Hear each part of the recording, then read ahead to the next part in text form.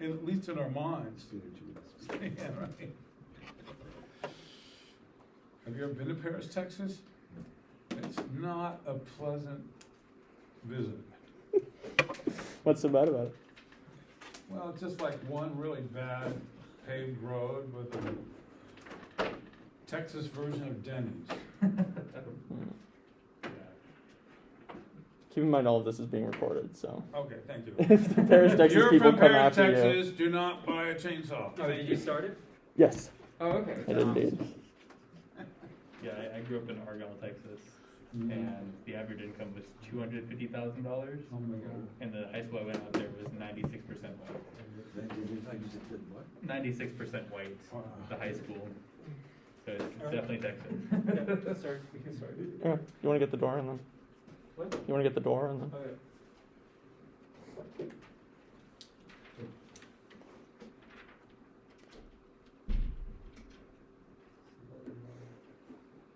Alrighty. Good evening, everyone. We're going to get started basically right now. Thank you for joining us today for a panel discussion on the crisis in the Ukraine and the left, put on by the UC Santa Cruz chapter of the Platypus Affiliated Society. My name is Jack. I'm a fourth-year history major at the university, and I've been a member of Platypus since 2020. The Platypus Affiliated Society is dedicated to hosting the conversation on the left, and to that end, we host public events such as this one. We also host a reading group Thursdays in a different room in McHenry, and a coffee break outside of Cal Stevenson Dining Hall every Tuesday. So if any of that interests any of you, you can come find me or Kevin at the end of this talk today, and we'll get in contact with you. But to the matter at hand, our panel today is on the crisis in Ukraine and the left, and we're joined by Peter Kenez, who's a professor emeritus here at the university, and is a historian of the Soviet Union and Eastern Europe. John Reimann, who is a retired carpenter running for mayor of Oakland. He founded and writes for the website Oakland Socialist. Thank you, John, by the way, for filling in for us last minute. We greatly appreciate it. Keith McHenry, who is an anarchist and the co-founder of Food Not Bombs. And then Joe Thompson, who's a member of the YDSA, local chapter here at UCSC, and who's also actively involved in trying to get his local Starbucks to unionize, which is a great movement. So I'm going to read the prompt for the panel, just to remind everyone of what the topic for discussion today is, and to remind our panelists as well, that they already know. So following the Russian invasion of Ukraine, some on the left have tried to understand the present crisis with reference to imperialism and national self-determination, and the role of Marxist revolutionaries like Lenin in the First World War. How should the left understand the current crisis in Ukraine? What is the meaning of these terms, imperialism, anti-imperialism, and national self-determination, for the left today? How do we reflect upon the slogan of turning the imperialist war into a civil war, considering the absence of an international left today? Each of our panelists will have 10 minutes to give their opening remarks, and I'll let you know when you're running out of time. I'll just raise my hand. You have 1 minute. We'll follow that with a quick round of responses where you'll have an opportunity to respond to what the other panelists have said, and then we'll open up for audience Q&A at the end. Without further ado, Peter, if you'd like to begin. Well, I may not even speak for 10 minutes. I want to start with a confession, which is that a few days before the invasion of Ukraine, I wrote a piece for a local radio or whatever, arguing that the invasion will not take place. Now, to be sure, I was in good company. The president of the Ukraine said the same. Many others were saying the same. My argument was that on the basis of behavior of Putin, who's been in office, as you know, for 22 years, he was not a risk taker. He has never undertaken a task which he didn't know how to run. Indeed, you can say this about Putin about Soviet leadership too. You may say, well, Afghanistan turned out badly, but Afghanistan, the Russian army went into Afghanistan, you may remember, in order to support a friendly government, which was to be overthrown by the Mujahideen, with the great enthusiasm supported by the Americans, as you remember. But the various affairs which occurred in the Putin era, namely the war against Georgia, was a very small-scale affair, and they established two little enclaves, which has something like 50,000 inhabitants. It was not something which there was anything to worry about. And then the incorporation of the Crimea. Well, the Crimea, you may know, has a very small Ukrainian population. If I remember correctly, something like 20%. And again, there was no danger that this would lead to something that the Russians would know how to handle. Indeed, the population of Crimea would have supported the incorporation, as it did support the incorporation.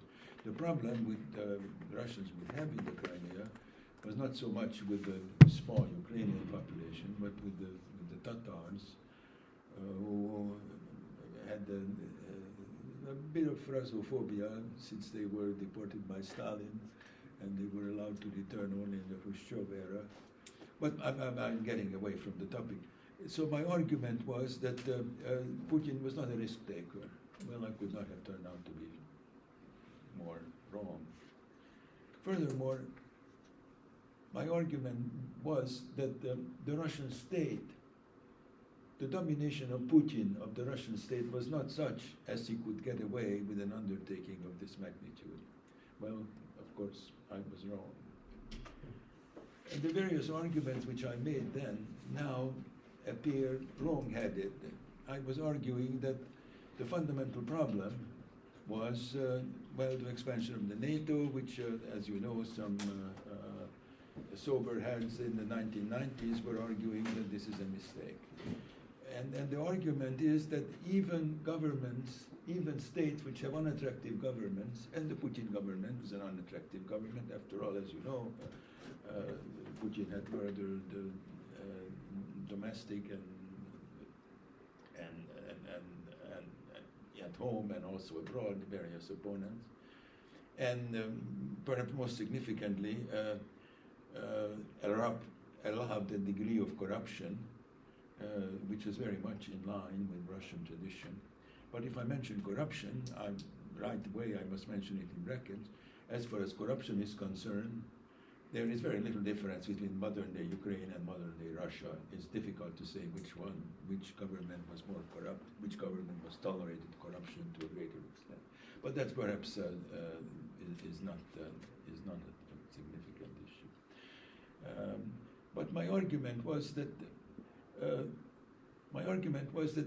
even governments which are unattractive, governing states, the states still can have legitimate security concerns.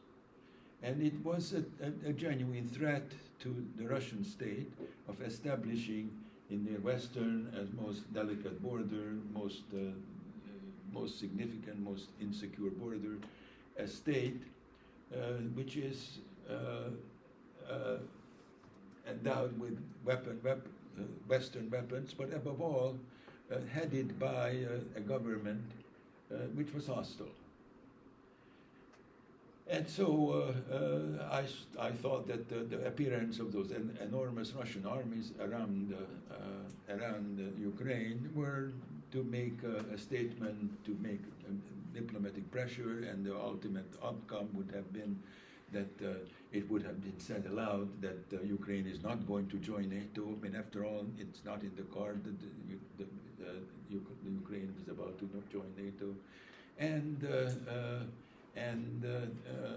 maybe the recognition of Crimea as a part of Russia, because obviously it's not going to change under any set of circumstances.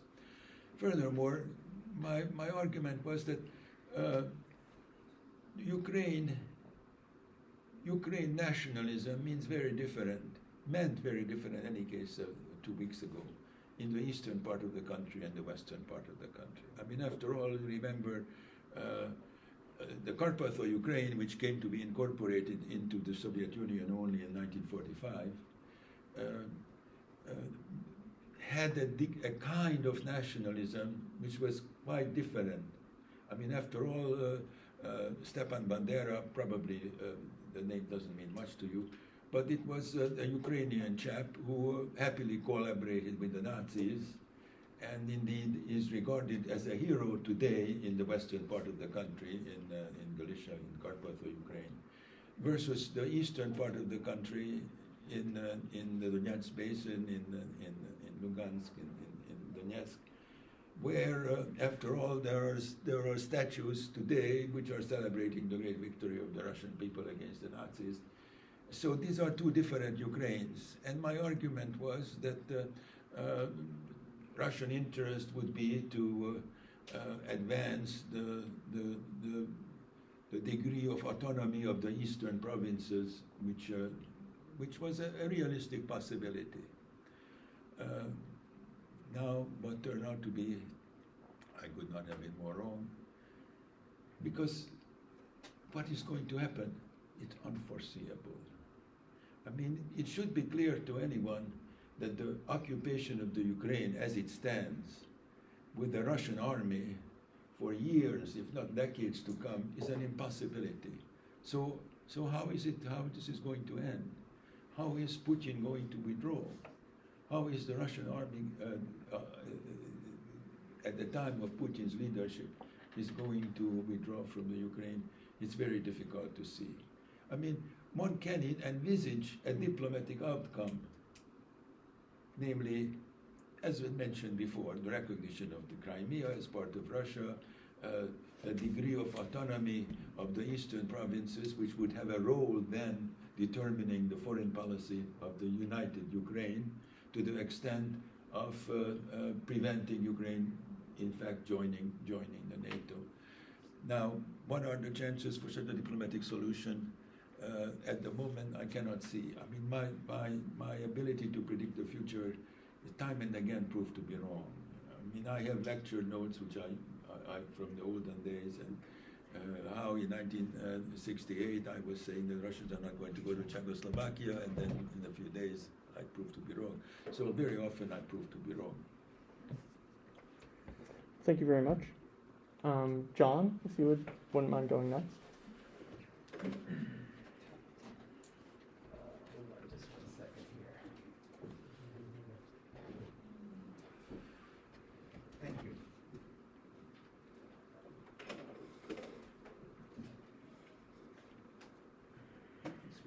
I hope you don't mind if I stand to speak. It's kind of what I'm more used to.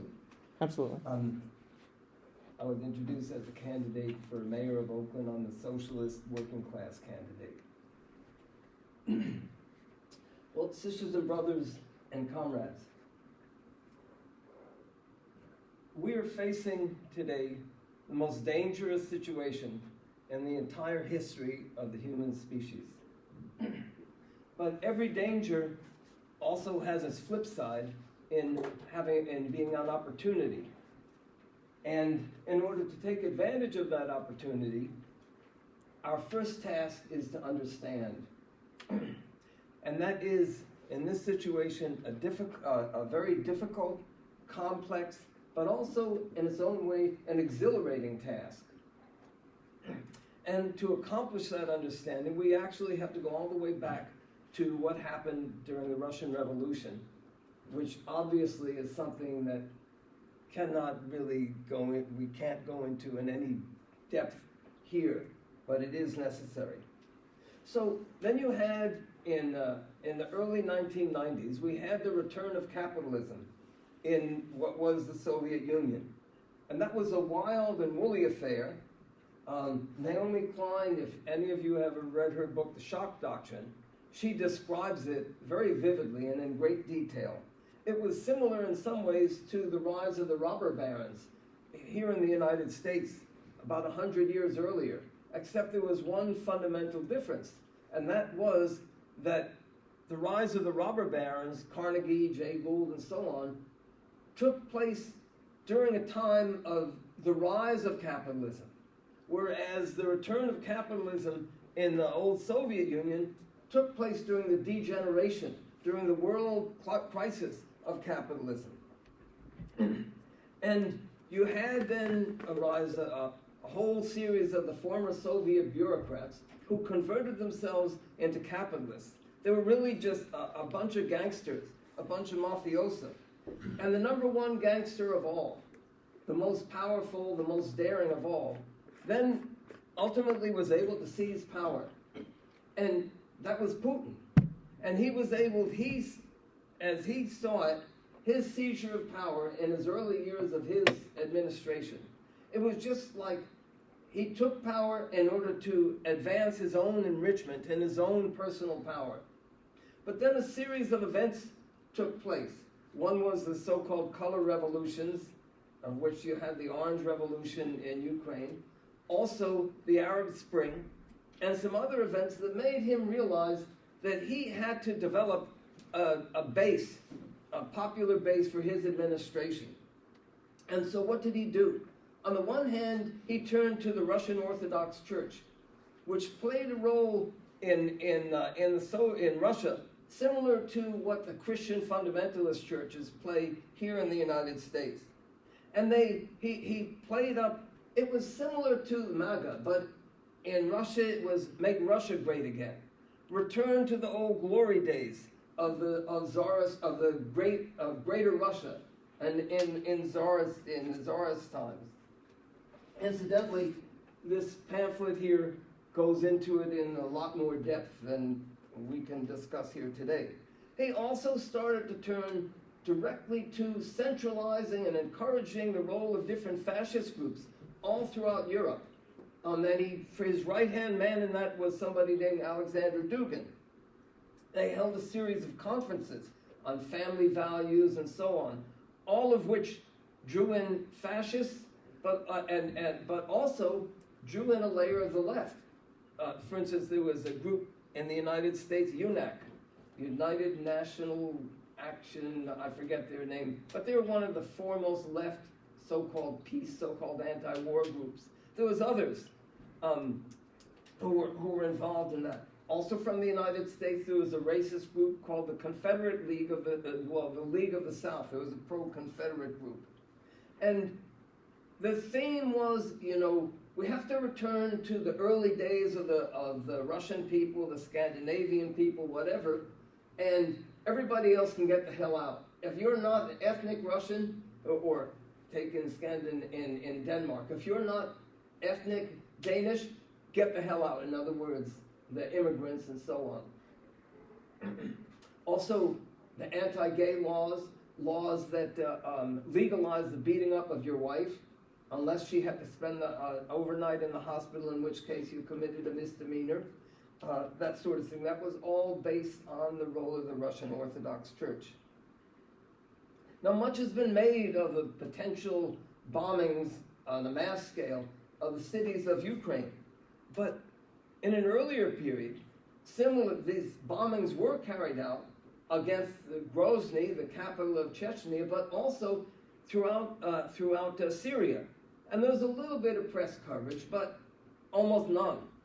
Partly because they aren't white, and also they're not in central part of Europe. But they killed those bombings, principally carried out by Assad and Putin. They figure they killed about 250,000 civilians. Also, close to 125,000 Syrians died in Syrian prisons, mostly by being tortured to death.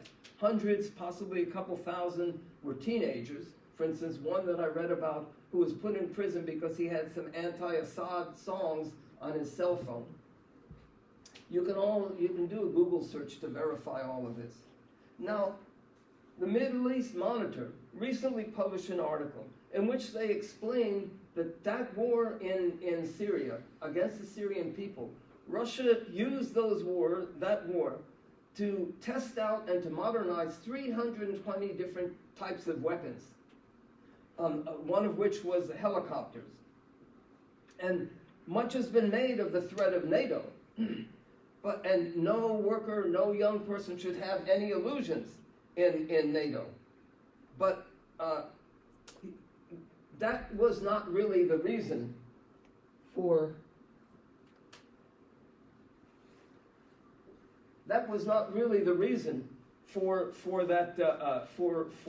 the invasion of Ukraine.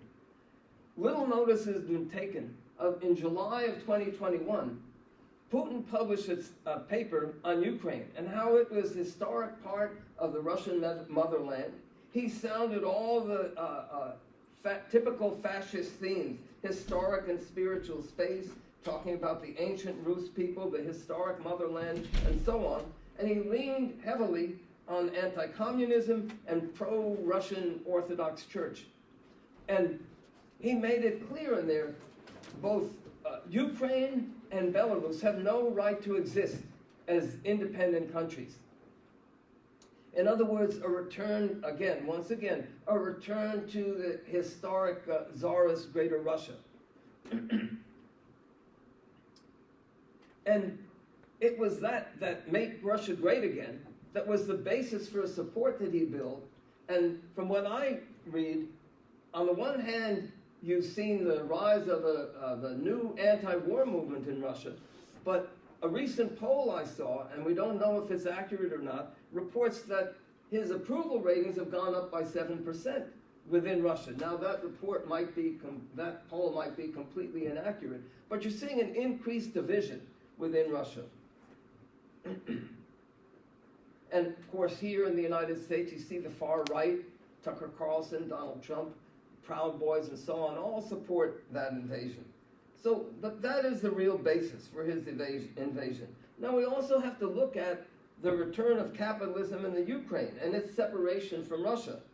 And suffice it to say that it was a similar process to what happened in Russia, but on steroids as far as the corruption and so on. Also, the majority in Ukraine, both Russian-speaking and Ukrainian-speaking, looked to the West, to the European Union, as a model for them. They thought that that would provide them with a more stable democracy and also a better standard of living. John, you have 1 minute. You have 1 minute. 1 minute left? Yes. So, I don't have time to go into a lot more about the invasion. I don't think that any of us know. I don't think that it will be possible for him to pull out. I think the events have driven him down the road to even further invasion and a great crisis. And I don't think we can rule out the possibility that he could turn to outright fascism. That would be, now, and there's also military opposition to his rule. But I don't think that they're going to be able, and I could be wrong, I think it's more unlikely than likely that they will not be able to get rid of him. We don't know whether the new repressive laws will be able to crush the opposition. But both of those forces acting on him could drive him even further down the road, as I said, to turning to outright fascism, which is different from the kind of Bonapartist rule that he supports. So, John, if you could finish up, sorry. Yeah.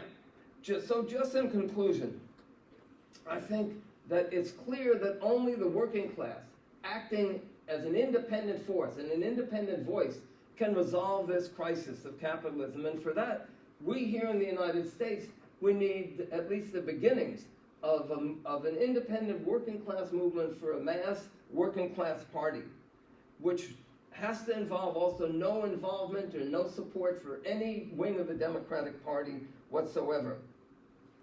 So I think that's the first step to make direct links with workers in Russia, Ukraine, and throughout that region, and opposition to any capitalist force involvement in Ukraine, first and foremost, Russia and Putin's troops.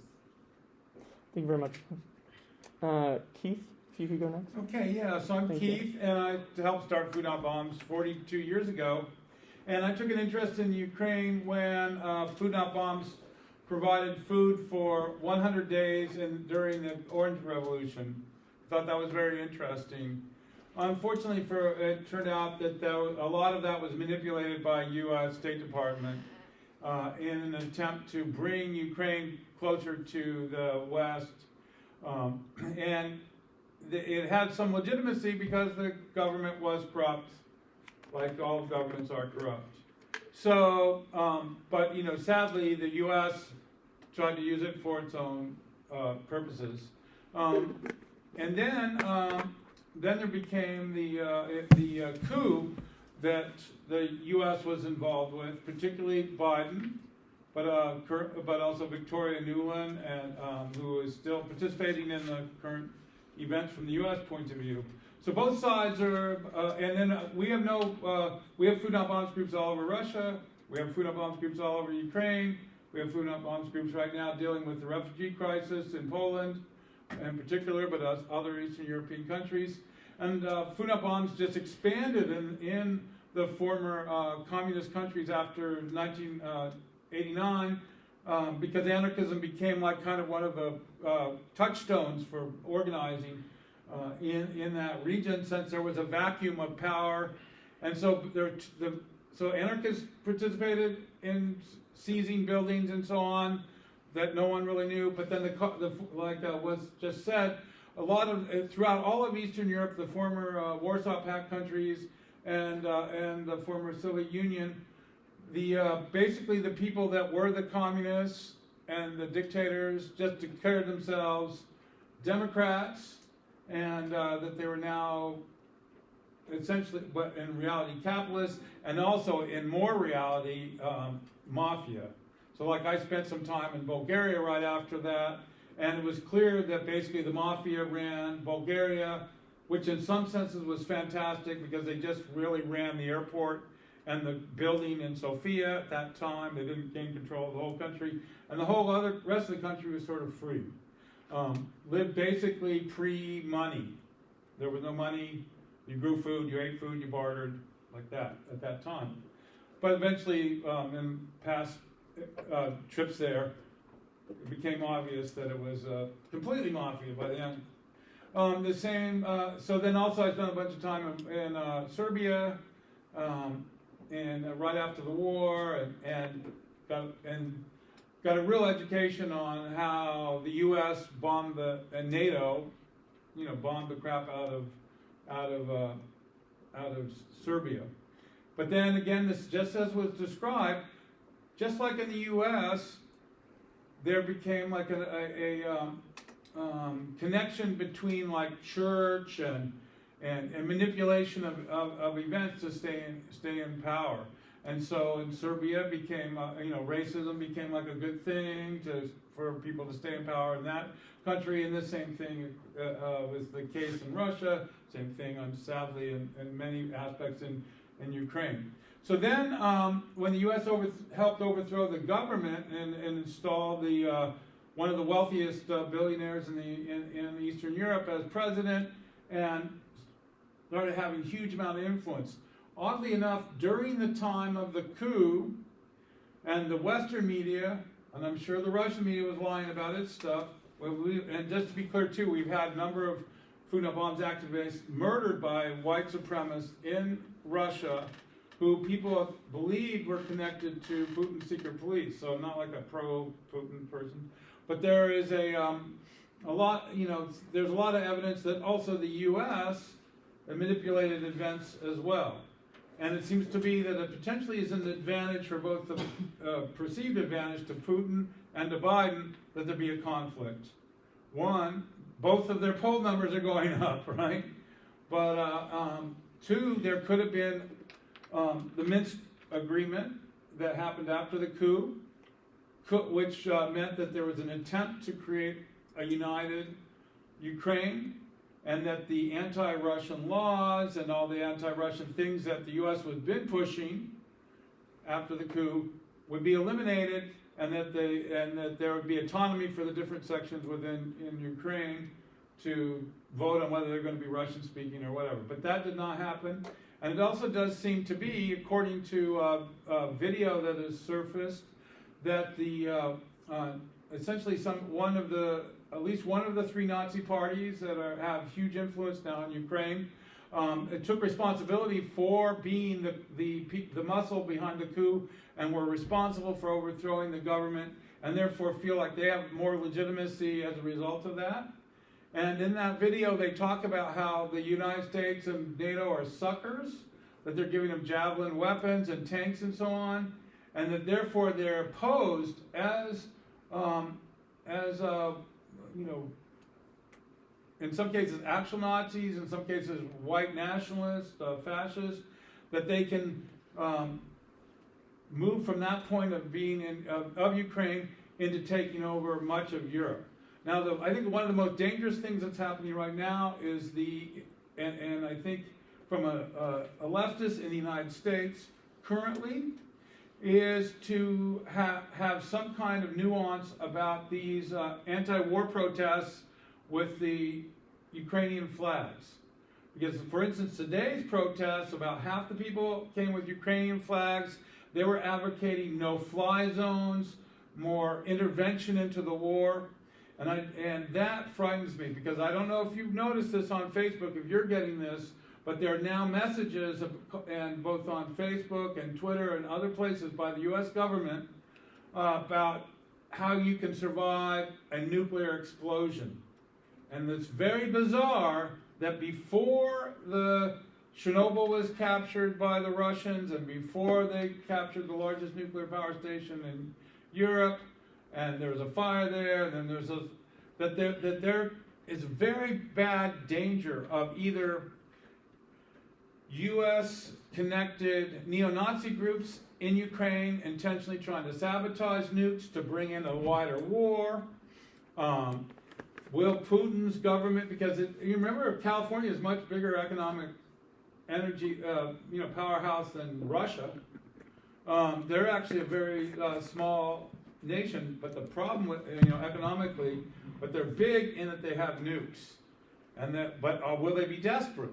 But also, if you look at the Russian people, they're just like us. We should, just like the Ukrainian people. Now, I don't know what's going on with the Ukrainian food not bombs kids, because we're trying to reach them, we can't reach them. We know what's happening with the Russian kids, they're being arrested. We know that Belarus food not bombs, the Minsk group, had to shut down because it was just way too repressive. They were getting arrested like all the time for serving food. Ever since the last election, it became just outrageously difficult for them to operate.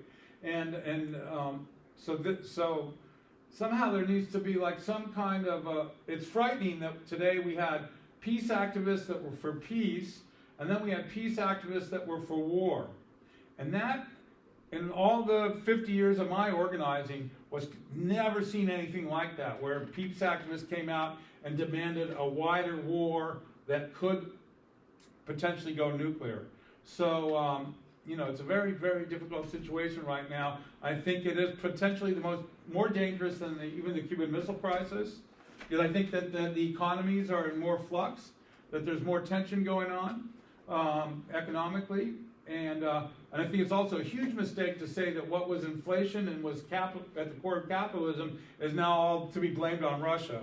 And the other thing is the Democratic Party has been running this Russiagate scam for around the Hillary Clinton attempt to be president, all the way to now. So this Russia phobia, and so I've been posting videos of daily life in Russia on Facebook and stuff, so people can recall that if we're going to kill all those people in Russia, evolving out of this war, that they're just like us. I think that's super important. And Keith, if you could wrap it up soon. Yeah. So that's I think my main concern is this idea that people are out on the streets against the invasion of Ukraine by Russia, but calling for a wider war, and that could be super, super dangerous to admit. And I think the left somehow needs to have I think we need to get rid of NATO. That would help a ton. So I've been and boy, do you get attacked by the pro-war peace activists at these protests. Really hate it if you think you should abolish NATO. All right. Thank you very much. Joe, if you could start. So yeah, my name's Joe Thompson. I am a YDSA organizer and also organize Starbucks. I think the way the left should understand this crisis, has three major parts. There's the Trumpism effect that is continuing to divide America, and you have a far right fascist party that still continues to echo that. I think that there is also a working class issue that is among all nations, from the Russian working class people to people that are working class in Europe and of course the United States. And lastly, I think one of the other major issues that the left needs to understand is how Putin is driving this war, and how he is one of the main factors. His direction and how isolated he is from not only his generals but also the Russian people. And on the first point, talking about how Trumpism and racism are impacting this, I think it's important to highlight how, when you have people in the United States that are far-right fascists and how they're, very interconnected, and how Trump, when he was president, pressured the Ukrainian president to dig up dirt on Joe Biden. It just shows how interconnected these political elites are when it comes to looking at the electoral issues in the United States. And it's not only that, but you have Trump not only supporting the invasion of Ukraine and calling it a genius effect, but you have his supporters echoing that. And I think it's devastating to watch as a young person who has the effect of being drafted into a war that no one wants, that has could have the possibility of fighting in one of the largest possibly nuclear conflicts that the world will see. And I think it's frightening. I think it's really disheartening to see that you have people advocating for war, and you have people talking about these no-fly zones.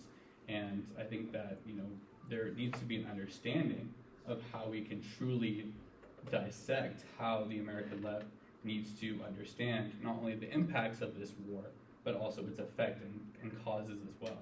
And looking at what the right is saying is that it's genius, it's needed. We need to get involved, and we need to support Putin.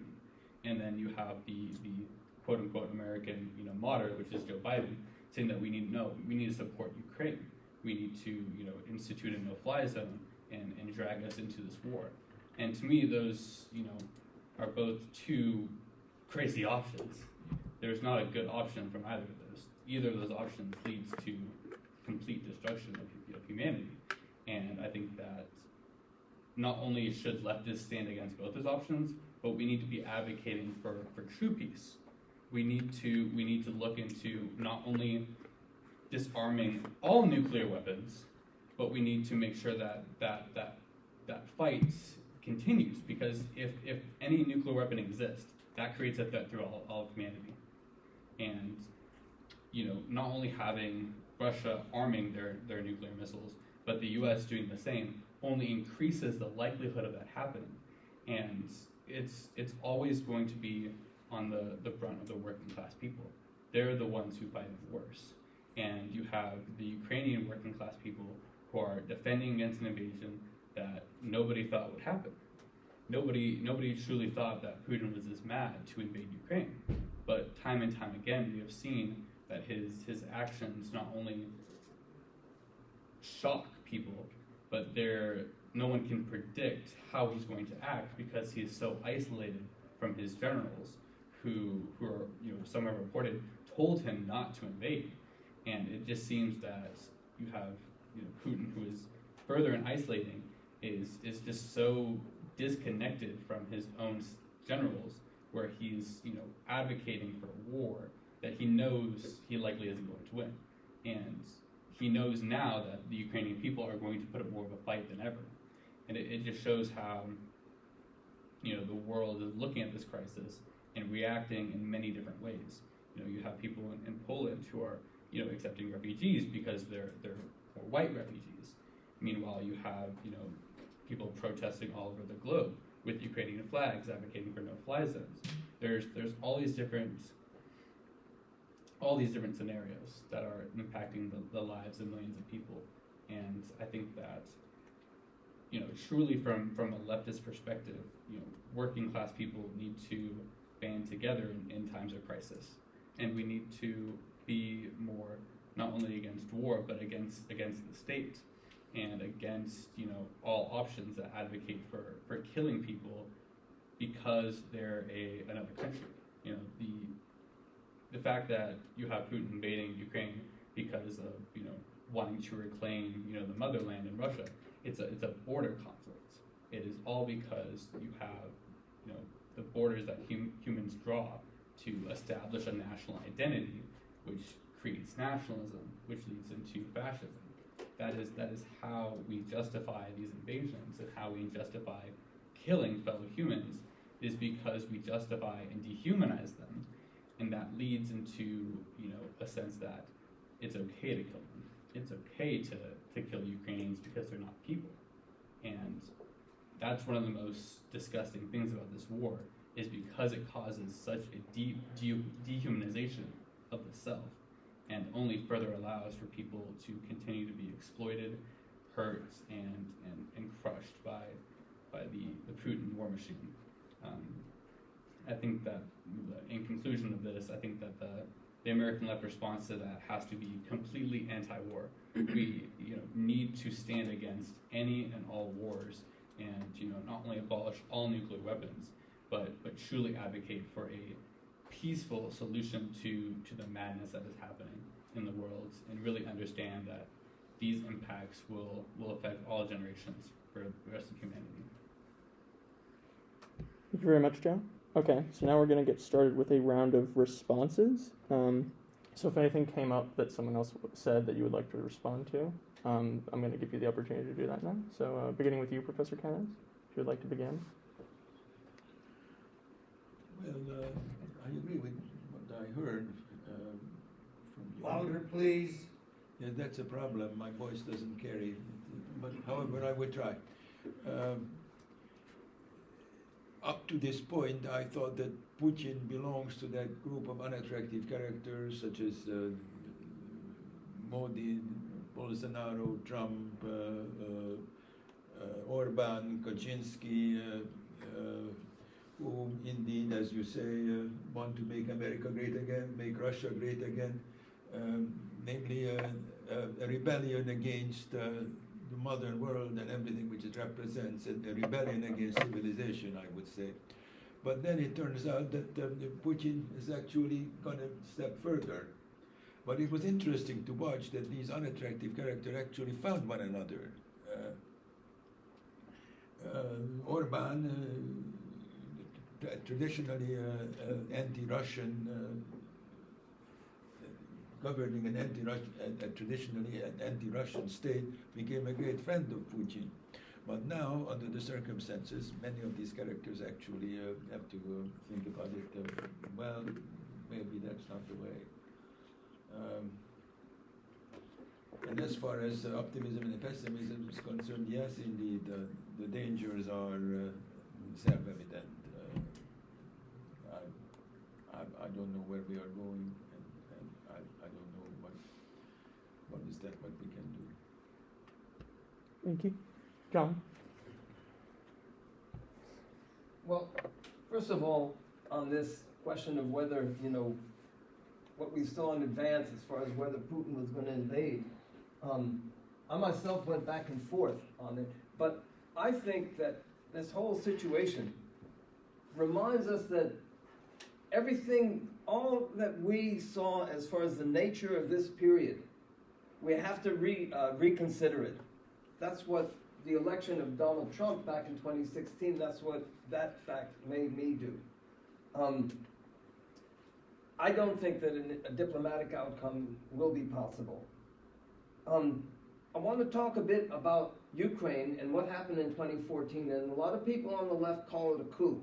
Those same people who talk about that was when Yanukovych was driven out. They ignore the fact that Yanukovych tend to ignore the fact that he was Mr. Corruption personified. Also, as far as fascism, as far as those two separatist so-called republics, they were nothing but proxies for Putin. fascist forces from the fascist Russia United Party, as well as the fascist Wagner group of mercenaries in Russia, as well as all kinds of gangsters, thugs, and hoodlums, were the ones who organized and led and controlled that movement right from the very start. It was never a mass movement. Now, within the Maidan protests, in the beginning, there were a few fascists, but they were scattered and few and far between. Incidentally, on my blog site, I have a review of a book, Ukraine Diaries, which gets into that.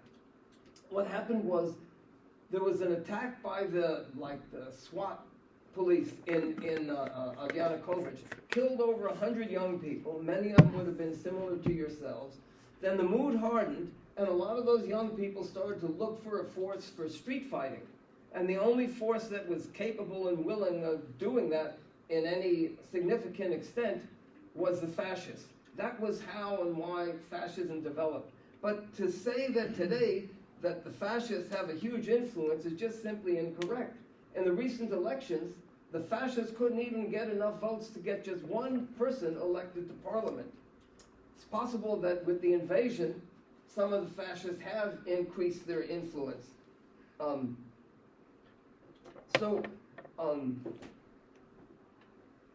As I said, you can't forget about the role of fascists that Putin himself has encouraged. Now, as far as the issue of in the first place, of a no-fly zone and so on, if the United States gets directly militarily involved in Ukraine, it won't be to protect the Ukrainian people. It will be to advance the interests of U.S. capitalism as opposed to Russian capitalism. That was incidentally a perfect example of that was when Britain sent the troops into Northern Ireland supposedly to protect the Catholics back in the 1970s. And we know how well that turned out for the Catholics there. As far as anti-war, anti-nuclear, and so on, war, nuclear arms, mass slaughter, racism are all inherent and necessary for capitalism itself. And yes, we have to oppose all those things, but we have to link it up with the necessity of overthrowing capitalism. The first step for which would have to be a complete break from the Democratic Party and all of its wings, and the building of a mass working class party, which also has to involve then a mass rank-and-file opposition to the union bureaucracy, which represents the Democratic Party and also the bosses within the labor movement. So just in conclusion, as I said, about Putin, we cannot forget that while this does in no way mean support for U.S. capitalism, that Putin is the central gathering point, the centralizing force for fascism throughout Europe and throughout the world. And there cannot be any illusions in him and what he stands for here in the United States or anywhere within the working class. Thank you very much, John. Keith? Yeah, so one thing is, I think in the United States, I think we give too much power to Trump. I don't think he's very well connected. He's just a buffoon. He's like and so I think we got to get rid of this idea of like right wing, left wing in mainstream politics in the United States. They're all capitalists. They're all basically essentially racist. They use woke politics to manipulate. But I think we're in a much more dangerous situation politically than is being admitted, and that is that there is a real driving force to centralize power, essentially globally, and I think that needs to be understood. And I think we're going to look at things like now they're going to there's a serious talk. The International Monetary Fund had an Atlantic Council meeting where they talked about getting rid of all paper currency and moving totally to digital. And we can see what happened to the working class in Canada when they were trying to struggle for their own right to livelihood and had their bank account seized. And I've had my bank account seized for being in food not bombs. I've had everything taken for being in food not bombs. So I've already gone through that here in the U.S. But that seems to be, I think that, and for instance in Moscow, they have eye scans, your eye pays the fare to get on the metro. That's one of the options. You can sign up to have your eye scanned, deduct money out of your bank account to get on the metro. And that's an idea that is gaining interest globally. So that's a social control. That means it'll be impossible to organize and protest because you can be cut off financially, instantly, digitally. So I think that kind of fascism is evident everywhere, including and particularly in the United States. Also, I think I was watching live footage of the Odessa trade union fire, and I kept seeing all these red and black flags. And I'm thinking, oh man, there must be anarchists. I'm an anarchist. What are they doing burning down a trade union? What's the thing? So I start writing my friends in Ukraine. And they go, that's not those aren't anarchists. That's a white nationalist Nazi organization. And those are the same flags that were flying in Kiev during the coup, or at least in where Victoria Nuland is telling the ambassador to Ukraine that they're going to choose the next president, who then does become the next president, who is just as corrupt as the president they overthrew. It was just in their interest. And during that what I call a coup, what a lot of people call a coup, there was huge protests in Brussels against the austerity programs that were going on in the EU. So the people in the EU did not want to be in the EU. I attended those protests before the EU happened. So there's always been resistance to those austerity programs. And we can see the devastation of a unified European economic system. I've been there, I was there a lot before and a lot after, and it didn't benefit anybody but bankers and the super rich. So it would not be to the advantage of the people necessarily in Ukraine to be either in the EU sphere of influence or in the Russian sphere of influence. It would be better from their point of view, probably, ultimately, if they're independent and non-aligned. And that potentially could have been possible, but both powers did not want that to be possible, and that's why we're at this situation today. But I do think that it's really, we're at this point where left and right are gone. Now we're only in a world of the workers, the 99%, and the 1%. Putin, Biden, Modi, they're all, the Chinese government, they're all in the 1%. Who all speaks at the World Economic Forum or at Davos and these other world, G7 and so on? They're the same people, right?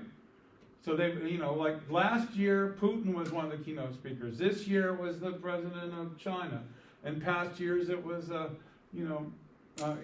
Davos. So we got to get rid this using, most of the people that I know who were outside all day during the pandemic working, because I worked every second of the pandemic outside. I never quarantined for Keith, if you could wrap a it up. second. Were hardworking people. They don't support Trump. They might have voted for Trump, but they just don't like the political and economic system, and they detest being viewed by the Democratic Party as a bunch of deplorables. And so I think we need to unite as working people, as poor people, against all of those people and screw them. So that's my Thank you. John? So I have to agree with John, and the evils of militarism, capitalism, and racism are very true, and it really speaks to how this crisis is affecting Ukraine. And I also agree with Keith that the American government, along with Russia, China, all these other superpowers are not only contributing to the crisis, but are united against working class people. And they don't want working class people to have power, because once they have power, they know that when they withhold their labor, when they shut down supply chains, everything, the billionaire class collapses.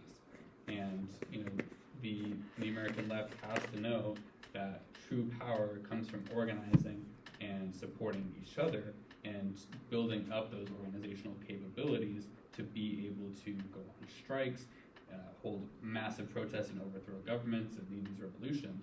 But right now, there's so much burnout caused not only by COVID and the threat of nuclear crisis that it feels like workers they don't have the capacity to lead this sort of revolution. And it feels like, they're so divided among, issues like abortion, trans rights, and all these things that are good, but it seems like, the working class people are truly being divided for the purpose of continuing American capitalism and truly the exploitation of the working class. And the way to fix that is to reach out to working class people and build that solidarity of we're all in this together, and it truly is the 99% against the 1%, because we're the ones who make everything happen. We're the ones who are in the factories, on the streets, helping people, and we're the ones who are going to make a better world when the time comes. All right, thank you very much. So now we're going to open it up to Q&A. And I'm going to kick it off with the first question, if y'all don't mind. So in the prompt for this discussion, we brought up imperialism, and it seems like you all latched on more to notions of fascism as a better contemporary analog for understanding this crisis. Could you maybe, speak to the ways in which these two issues are interrelated, and then also speak to why you think that fascism is a more compelling framework for understanding the crisis? And this is addressed to everyone. It's always interested me. What exactly do we mean when we say fascist? National Socialist, I understand.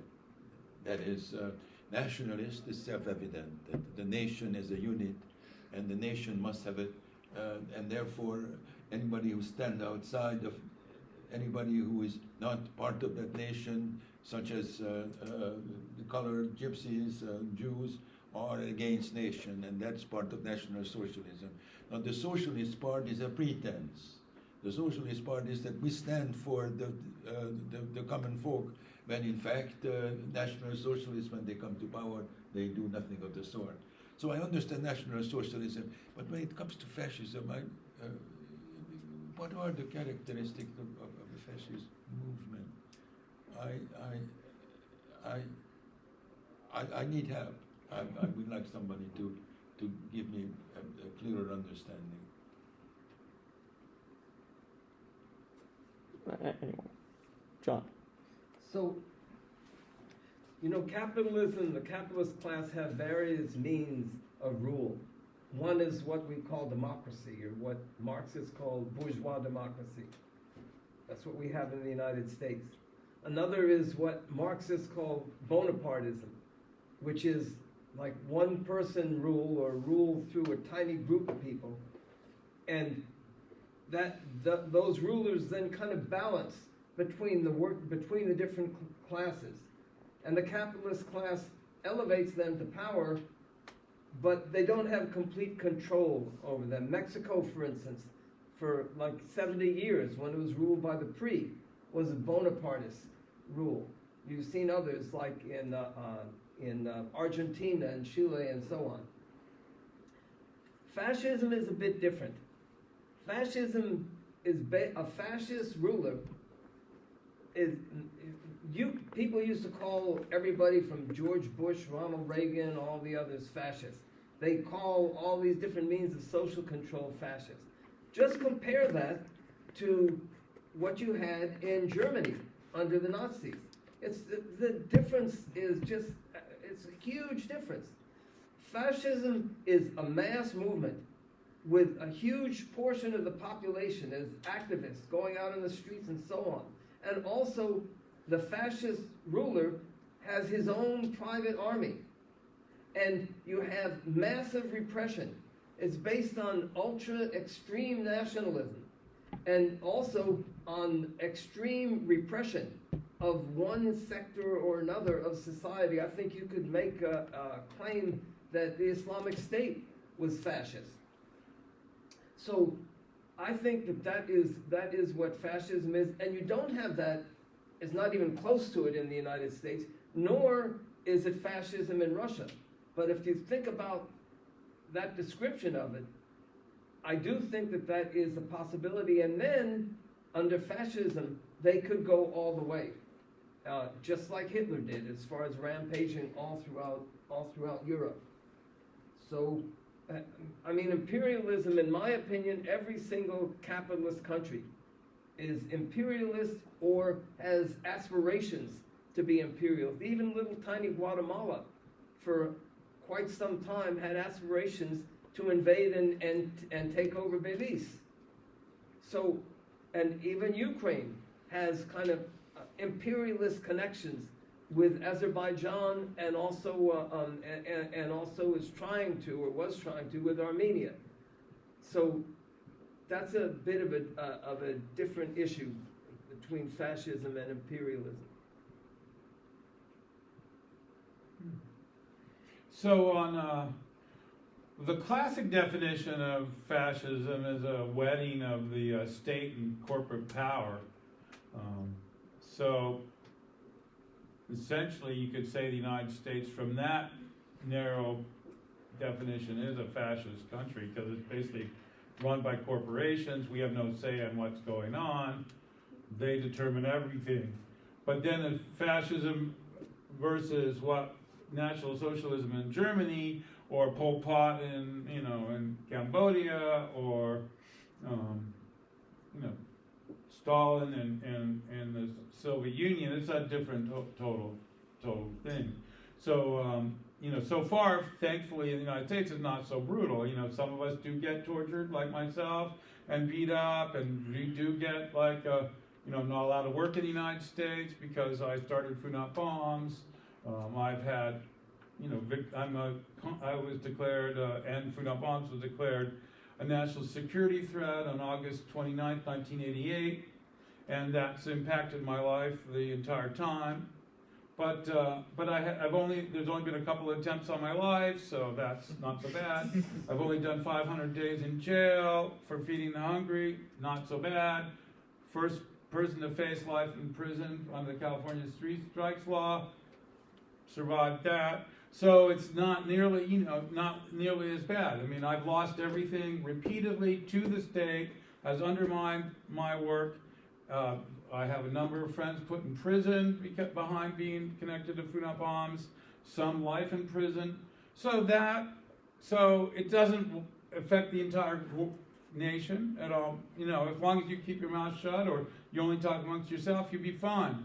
If you get successful at trying to change society in any way, you're going to be the brunt of pretty intense repression. And but it's not nearly as bad as, say, Nazi Germany. But there are definitely conversations in this country in language that is similar to what happened before National Socialists took over in Germany, and that's something that we need to always be pushing back. And the most thing that I directly relate to is the demonization of unhoused people, as was the case before the roundup of the homeless in Nazi Germany. So we're facing that currently. There's a possibility, like we just instituted, they're trying to pass a thing called the CARES Court, which will deem a huge percentage of the unhoused people to be mentally ill in the state, and they'll be interned. It'll seem nice, it'll be woke, it'll be beautiful. But those people will have no rights, and they'll be wards of the state, and that's probably going to happen within 12 months. So roughly a third of the people that are living outside now will just be interned, and it'll be by degrees like that. And so I think we do have to be worried about that. Now, imperialism, I think that is over, because the oligarchs of the world, they know no bound. Capital knows no boundaries. Boundaries are for humans. They're not for commerce. And so you can see that when you stand at the Canadian border after NAFTA was passed and you couldn't get into Canada. I couldn't get into Canada. But you could see those freight trains of all that lumber and all that ore just passing back and forth. So there's no hesitation for that. So I think that's, we're at a situation like that. And I think wars like in Ukraine are dangerous also because of the propaganda purposes. It can be used by the Russian government, by the Ukrainians, by the EU, and by the US, and by China. They can all use it to their advantage. And we, the working people, the 99%, are going to be the victims of that unless we start to unite. And we start to realize that the essential workers, who used to be the basket of deplorables, are really the people that need to stand together. Yeah, I agree with Keith. I think that, when you look at the working class issues of this, you have, not only a huge percentage of the unhoused population that is, facing daily sweeps and are being hurt, but you have the working class issues that are struggled by everyone through COVID. And, those issues not only extend far past the United States, but everywhere globally.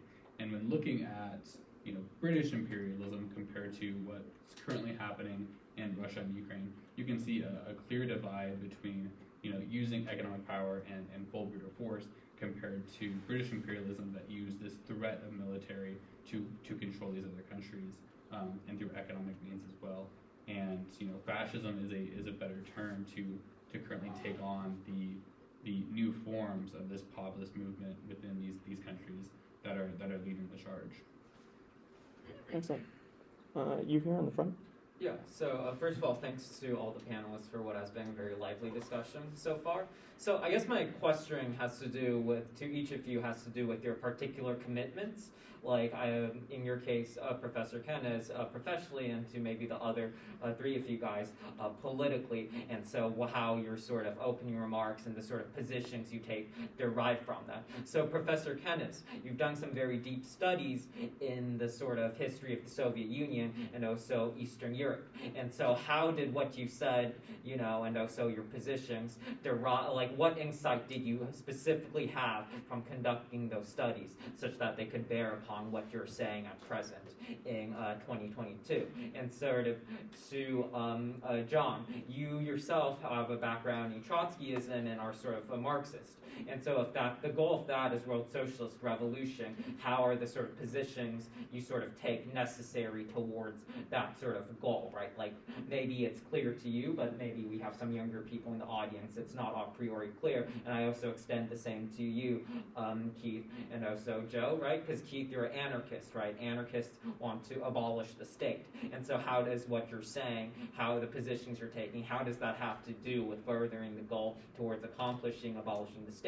And Joe, you're a member of the Democratic Socialists of America, and sort of the goal would be to achieve something like a social democracy. And so how it was what you're saying have to do, like, further the task of achieving social democracy in your time? Well, actually, I have a comment. Yes, sir. I think in any situation, you try to identify the problem and come up with a concrete solution. I haven't heard anything about a concrete solution. Does anybody in the panel have a very good way of identifying how to end this? That seems like a separate question. Could my question get answered first, and then we'll go to your question? But actually, I would have asked the same. How should we begin to organize the working classes? I mean, what should be our first step? And I threw up my hand. Now, this is not answering your question, actually. What my studies have. Why do I see the world the way I see it? There are so many components in my past. I don't know where to. What specifically do you have as a historian of 20th century Soviet Union and Eastern Europe? What insight do you have in your studies that an average, well-read person does not in assessing the current situation? Now, this may go contrary to my fellow panelists. I mean, aside from the moment which we are facing, and I think it's as dangerous as it can be, I think life has never been better. I think I cannot pick a moment in history when I would have rather lived. I mean, you give me a moment and I will tell you why it wasn't any damn good. And it's not very difficult. I mean, just looking at American history, you don't have to go back very far and say that how unattractive it was. Now, so what comes out of my reading of history is that the past was no damn good. John, if you'd like to respond. So, my half of my approach is just based on my own life experiences. Growing up in the 1950s and 60s, viewing and being part of the civil rights movement, I would say actually that I owe it to those black youth, some of whom gave their lives. I owe it to them, to my being here today. Then I came out to California. I got involved in the labor movement. I very quickly saw the role of the bureaucracy in my union, which was a carpenters union. I got involved in that in the union, became a recording secretary of my local, but always fighting against that bureaucracy, that the unions had to fight for their members rather than for the employers and also for workers as a whole. We had this wildcat strike in 1999, thus my email address, 1999 Wildcat, for which I was thrown out of the union. So that was part of it. But always orienting towards the rank and file rather than one wing or another of the bureaucracy. And then also I came to see that I had to get a better understanding of history. The coup in Chile in 1973 forced me to start to read a little bit more about how revolutions and counter-revolutions occur and why. And so all of that is what drove me to where I'm at today, the reading of history and my own life experiences in the working class. And I hope some of you all will start down that road also. May I add just one sentence? What would have would probably made an impression? When I was 7-year-old, I walked in front of the Nazi with my hands up. But John, you didn't really answer my question. So the question is, how is the sort of positions you're sort of taking and sort of what you're saying have to do with your commitments as like a Marxist, right, a Trotskyist? If the goal of a Marxist or a Trotskyist is world socialist revolution, how does your positions on Ukraine further that goal or is consonant with it?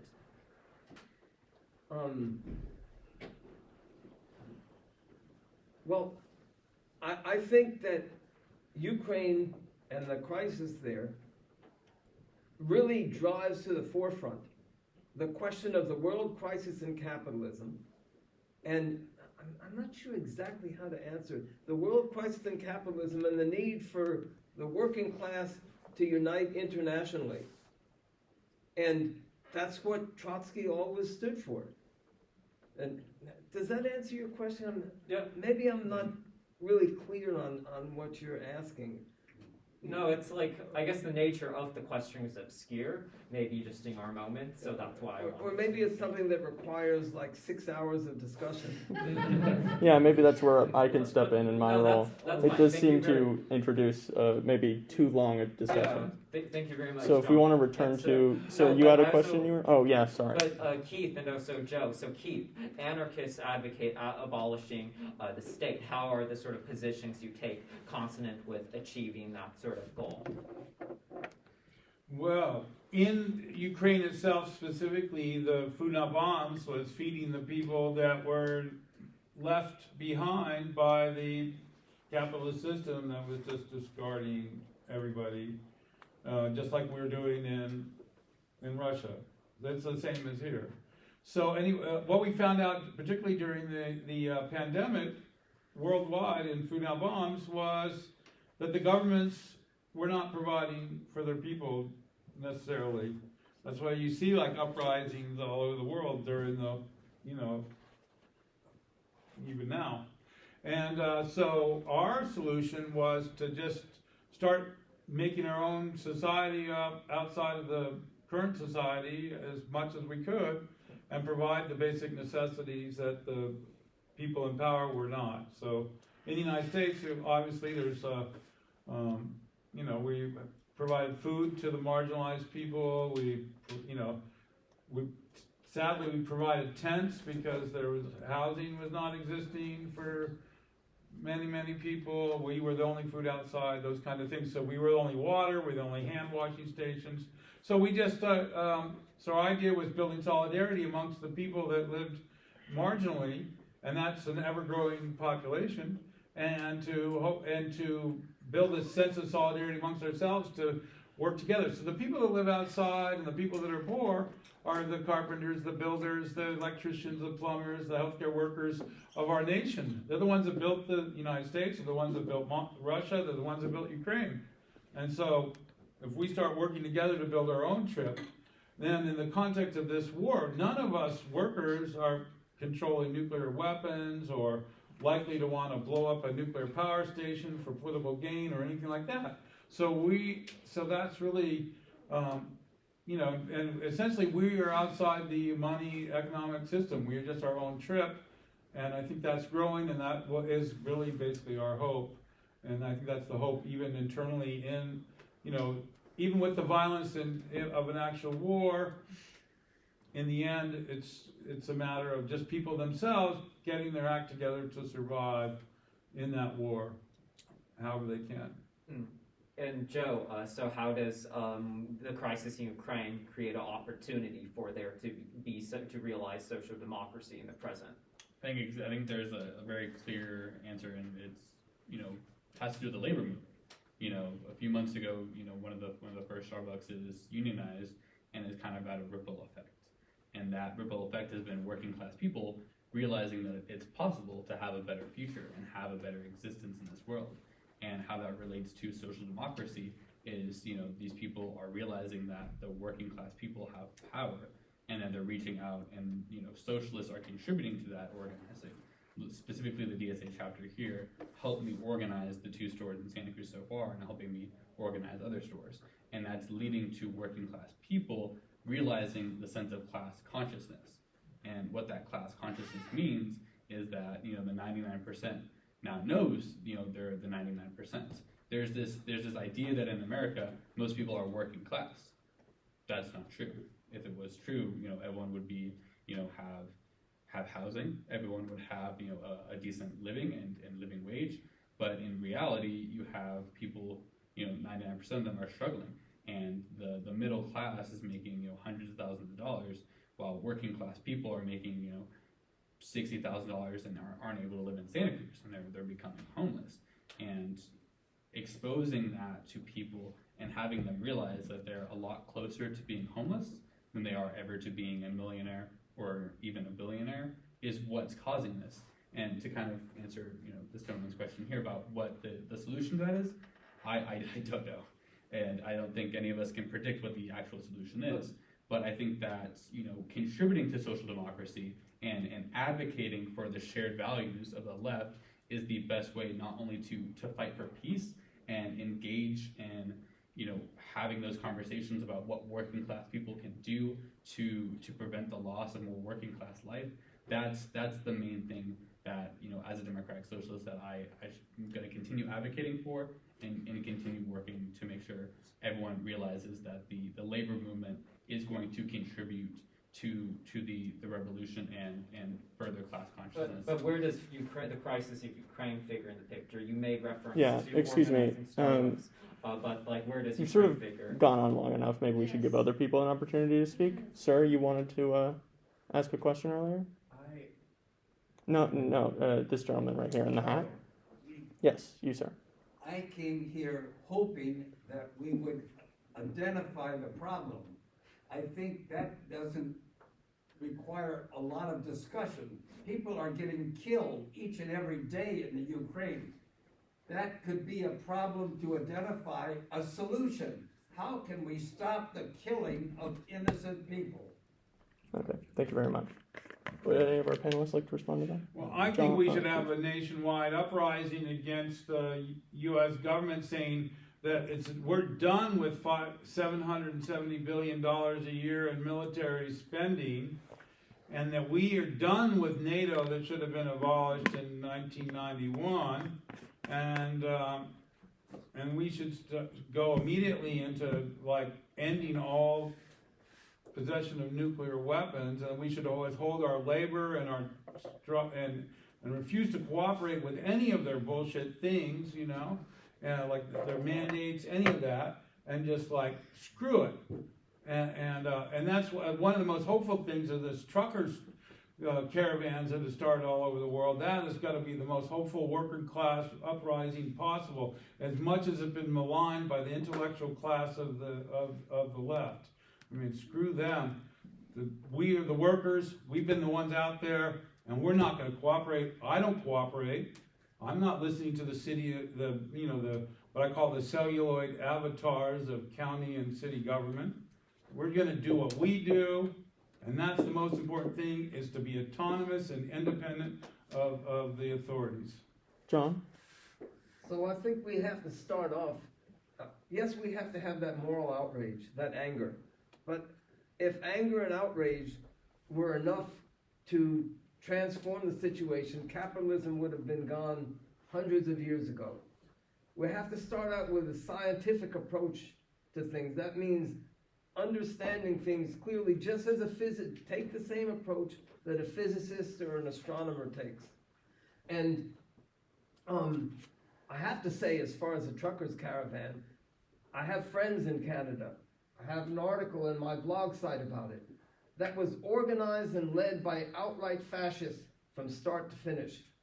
And it's really shocking to hear somebody on the left support that reactionary, selfish, fascist-driven event. I think that, so we have to have a concrete solution. And part of the problem, as I said, is it's been a 75-year process of the consciousness of the working class in the United States and elsewhere being driven backwards, and the organizations of the working class being weakened and destroyed. And of course, that's not an issue that we really have much time to discuss here. So the question is, how will a movement of the working class develop? Which again, there's not much time here to discuss, but in the absence of that movement, if I had the power to build a movement myself, I would do it, but I don't. So one thing that I think that we can and should do is start on our own, to start to try to build the direct links with youth and with workers in Russia and Ukraine and elsewhere. And you'll see on my blog site where I've started doing interviews, and I'm going to do some more with people in Ukraine. And I plan to do, that is one small way in which we can start to build an independent working class voice. It's in one little tiny way that we can start in that direction. Thank you. All right. You there? So I've been listening, right? I've been hearing everybody talk, and there's a lot to talk about when it comes to like I'm sorry. I guess going off of Kevin's question, it seems like we, at least most of the panel, whether it's a realized anarchist movement or a socialist movement, right? I'm not very versed in these ideologies, so I might say things that are not wrong. But it seems like the unification of the working class people, right, is something that is getting brought up a lot. One thing that I found really interesting that Joe, right, that Joe spoke about is that we are oh man, I'm freaking out. We are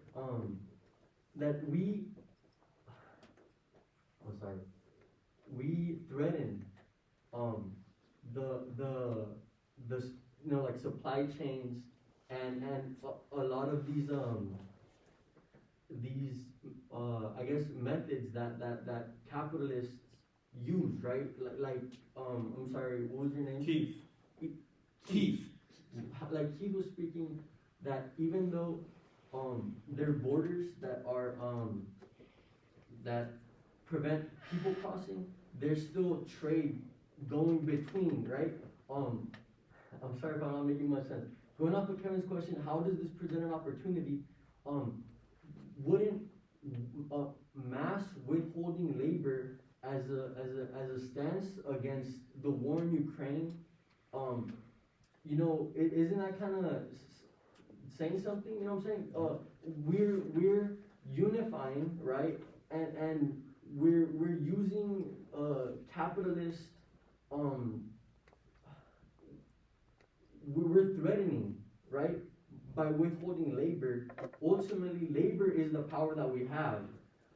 So wouldn't a mass, you know, I've never really been to a strike like that before, but I'm sure you said you organized the strike with the carpenters, right? Wouldn't a mass working strike, isn't that sending the right message? You know what I'm saying? Whether you're a carpenter or even a McDonald's worker or anything, you know what I'm saying? If something's not right, and if I'm not really sure how intricate the interconnectedness between, you know, day-to-day labor and the methods that some of these people have to make themselves rich.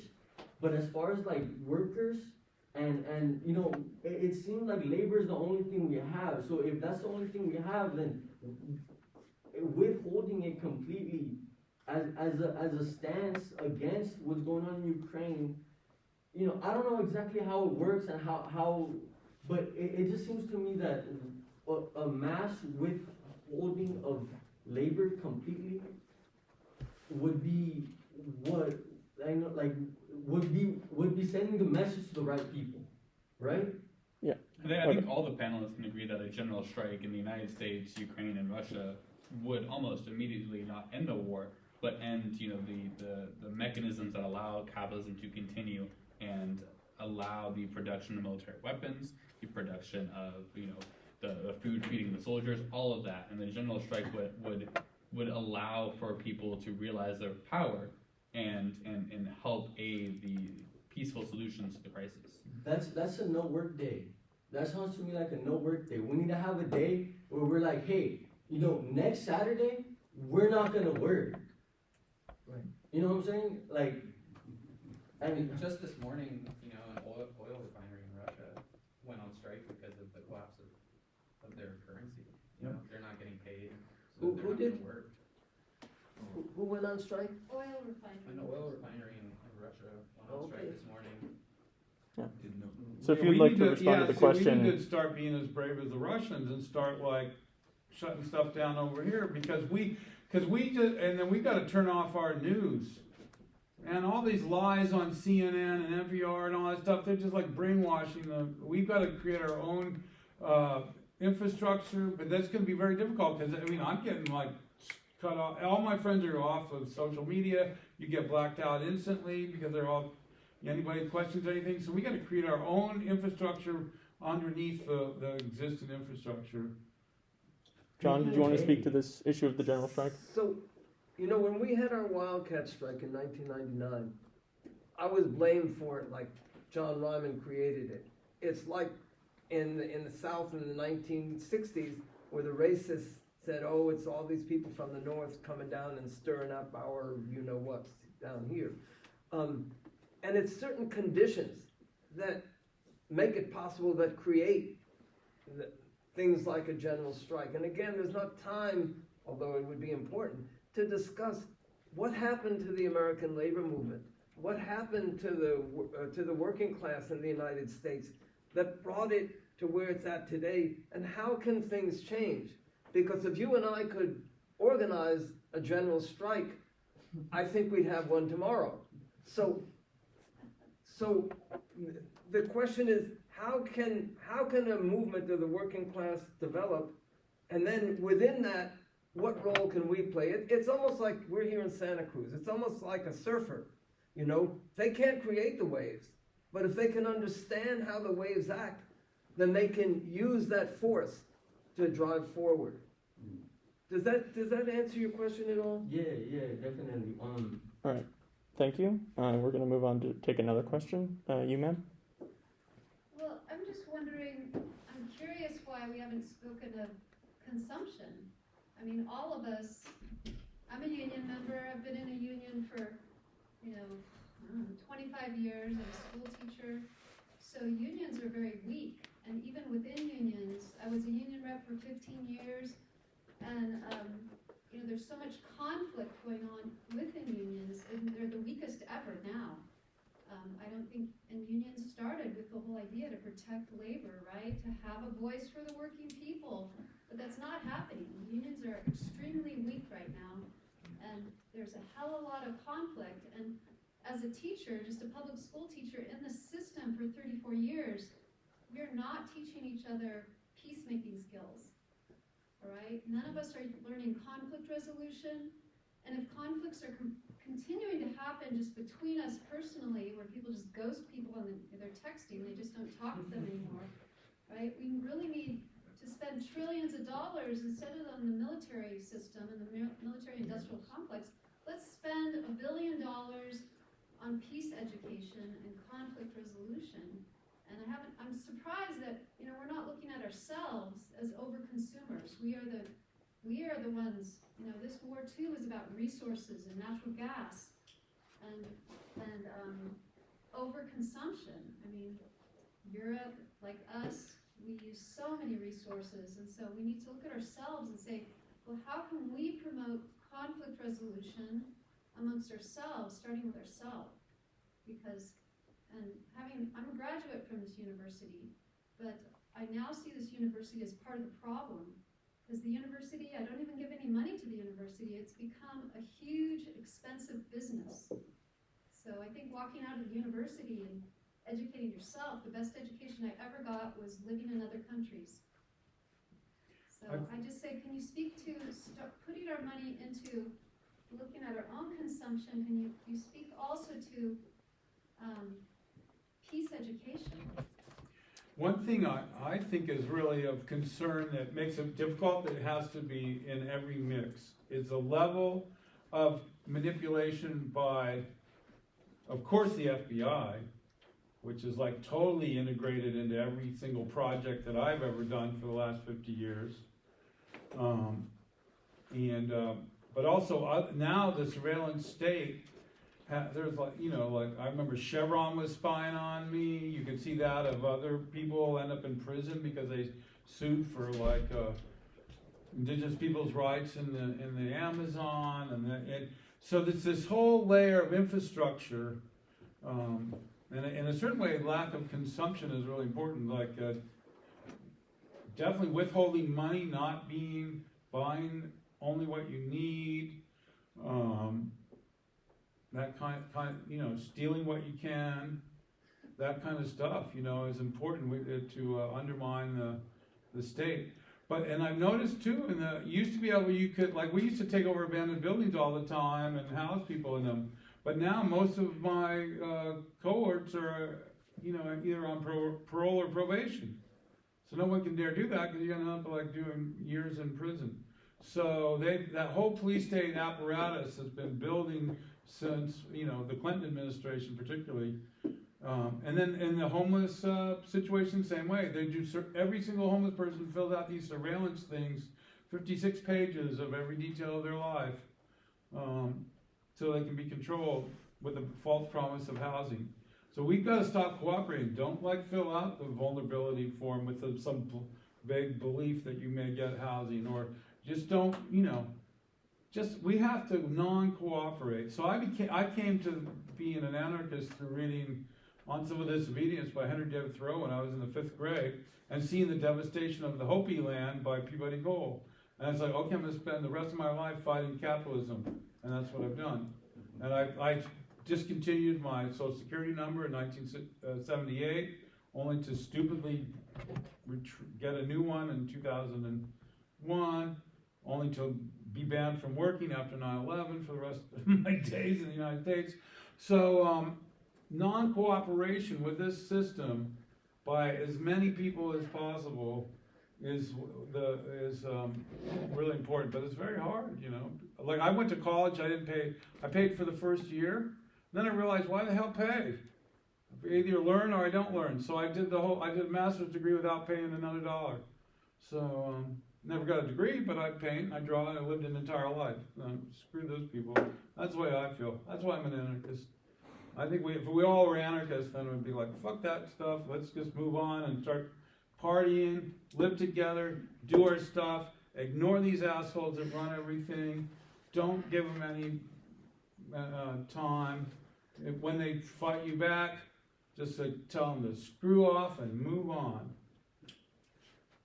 Did anyone else want to respond to the issue of consumption and of conflict resolution? John? Well, I think that it's very, very difficult to build a movement around people who are consumers because it tend to be scattered. And I think that the class issue is the real question. And organizing people as working class people. I think consumer movements can play a role that is certain, you know, but really is secondary. As far as the unions, I'll just give one example of what happened. When the UAW went to organize Nissan workers, I forget, in the South, I forget which state, they did it under the slogan, pro-Nissan, pro-union. So the majority of workers drew the logical conclusion. Well, if we're pro-company, what do we need a union for? And I cite that is absolutely typical of every single union leadership in the United States. And that is why the unions are so weak and so many members are so demoralized and feel so alienated from their unions. And I could give you a million examples from my own experience and other workers that I know. Take another 6 hours for that.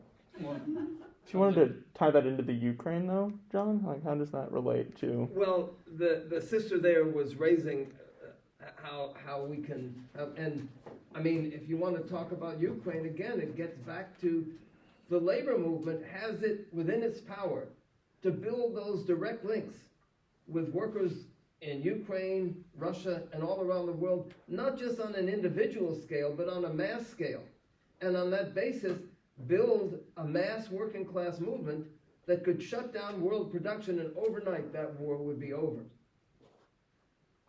And the question is, how can that labor movement be transformed?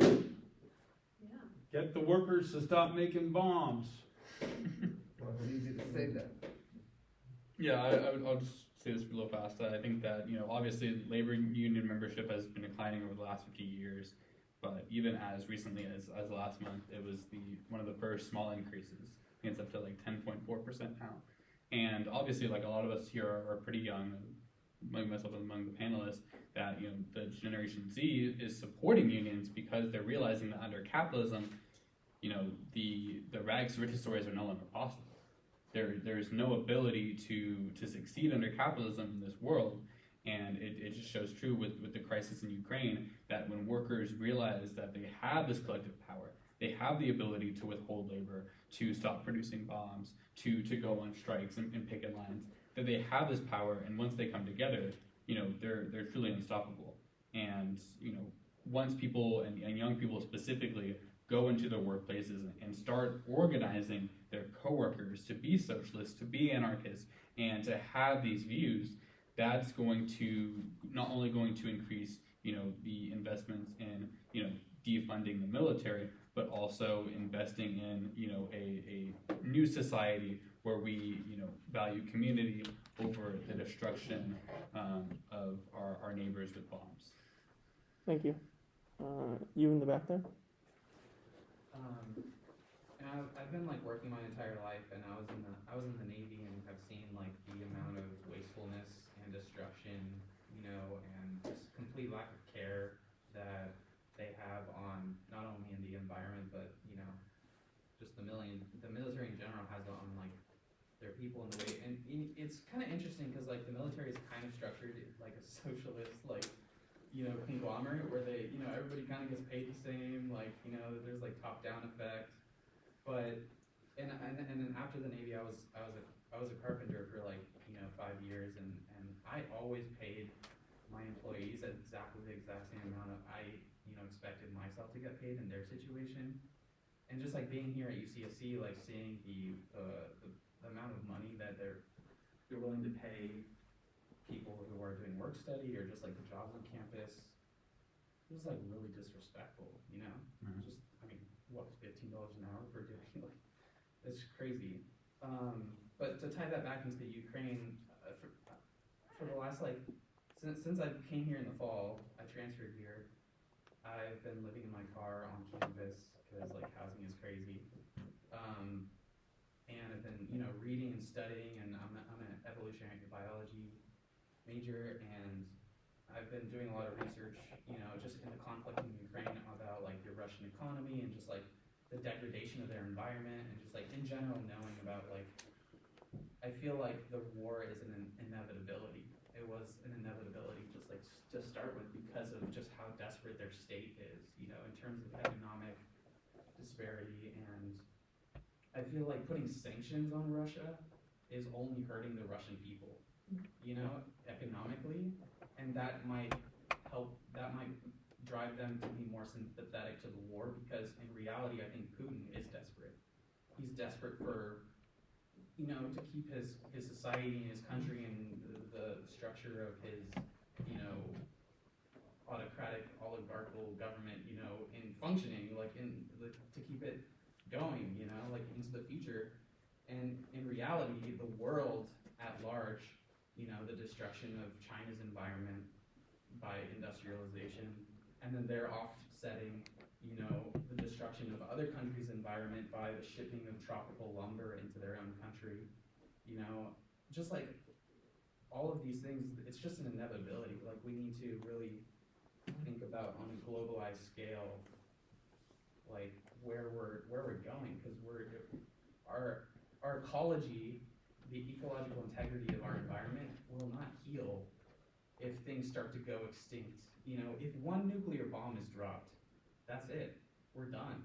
Like the amount of ecological damage that will cause worldwide, it will just collapse our economies. We'll all die of starvation. Like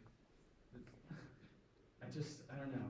That's not really a question, but I just. Sounds like a realistic Can I ask comment. for just a clarification, maybe for the panelists' benefit as well as all of ours? When you said the weakness of the state, you were referring to the Russian state, correct? Leading to the inevitability. Of the Russian economy. Oh, was it of Ukraine? I got Russia. I was maybe confused by that ambiguity. Sounds If like you wanted the to clear U.S. that up. and Ukraine and Europe and China's collapsing economically. It sounds like a global economic collapse and definite ecocide.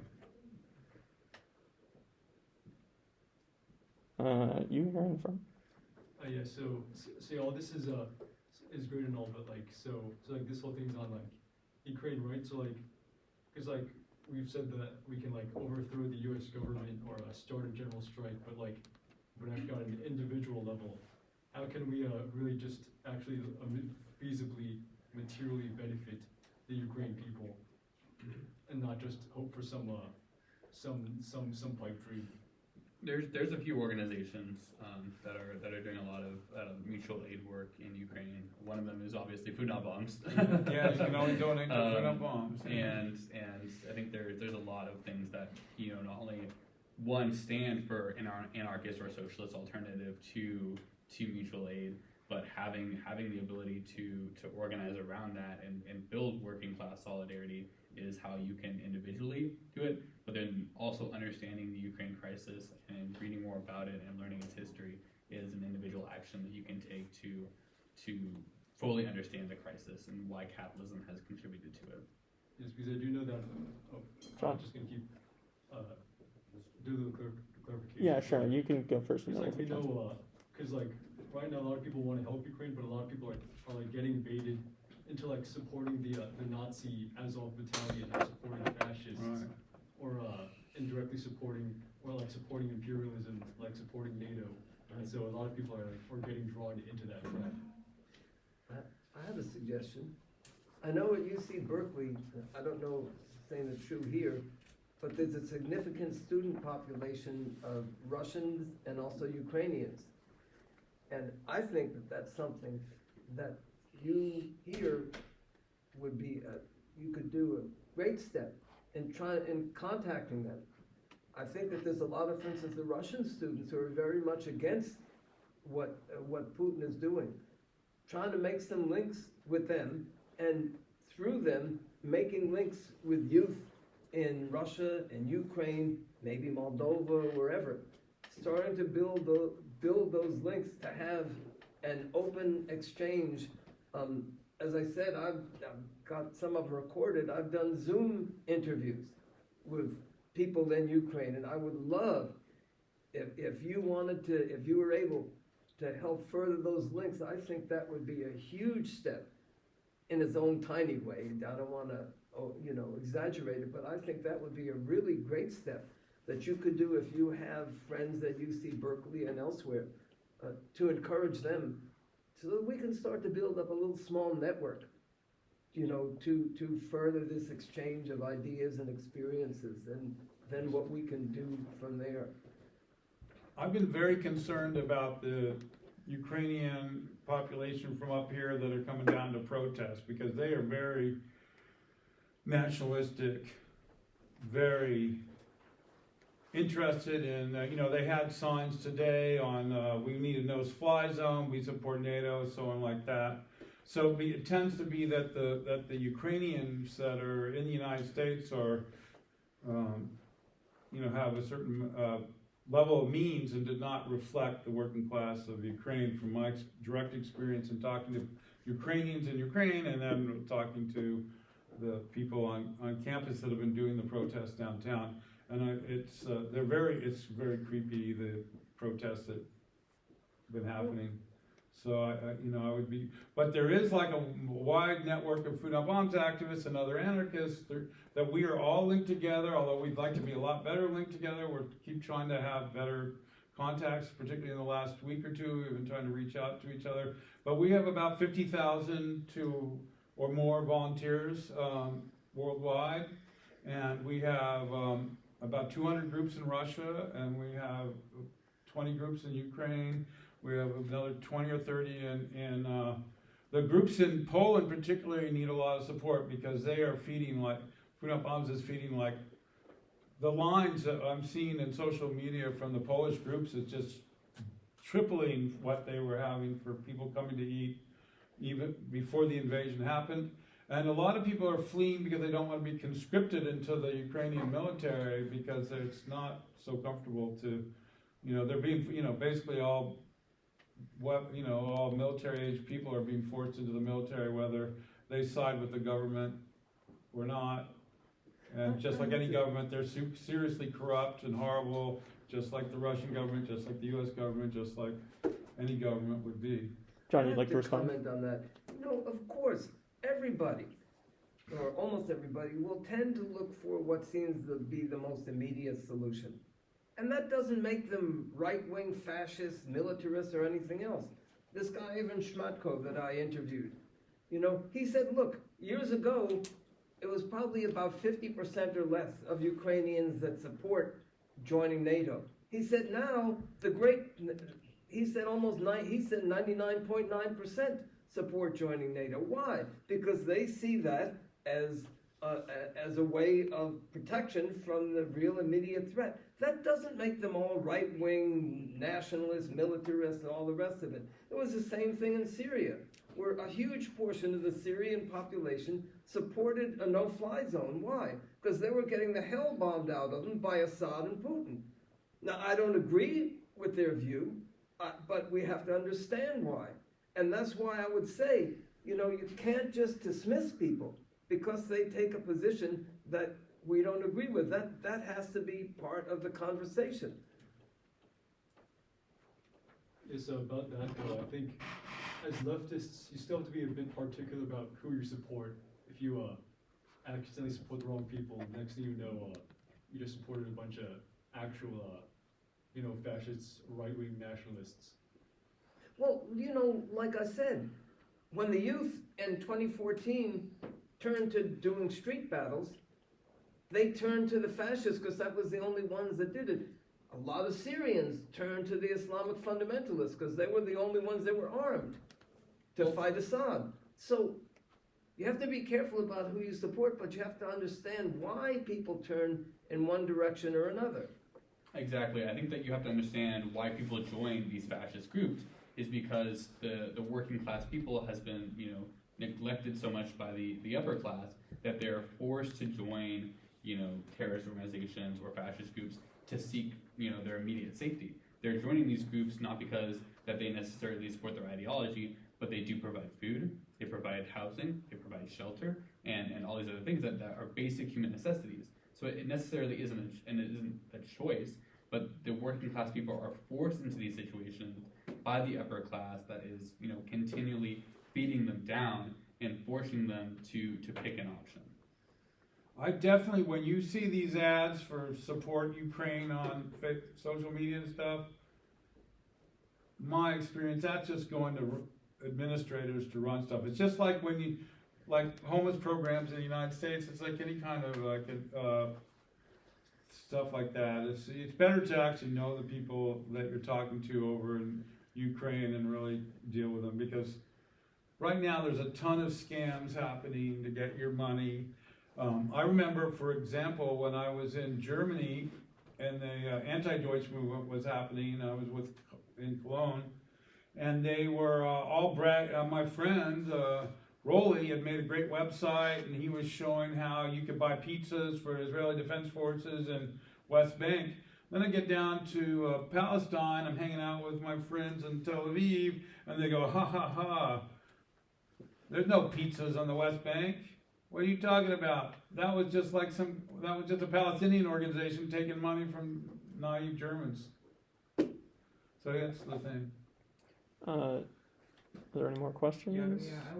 This is a little bit unrelated to the Ukraine crisis, but what do you think of the criticism that maybe the left is very diffuse in the issues that it picks up and wants to do everything all the time, such as like they want to deal with homelessness, they want to deal with identity politics, they want to deal with the working class, and they want to deal with the environment.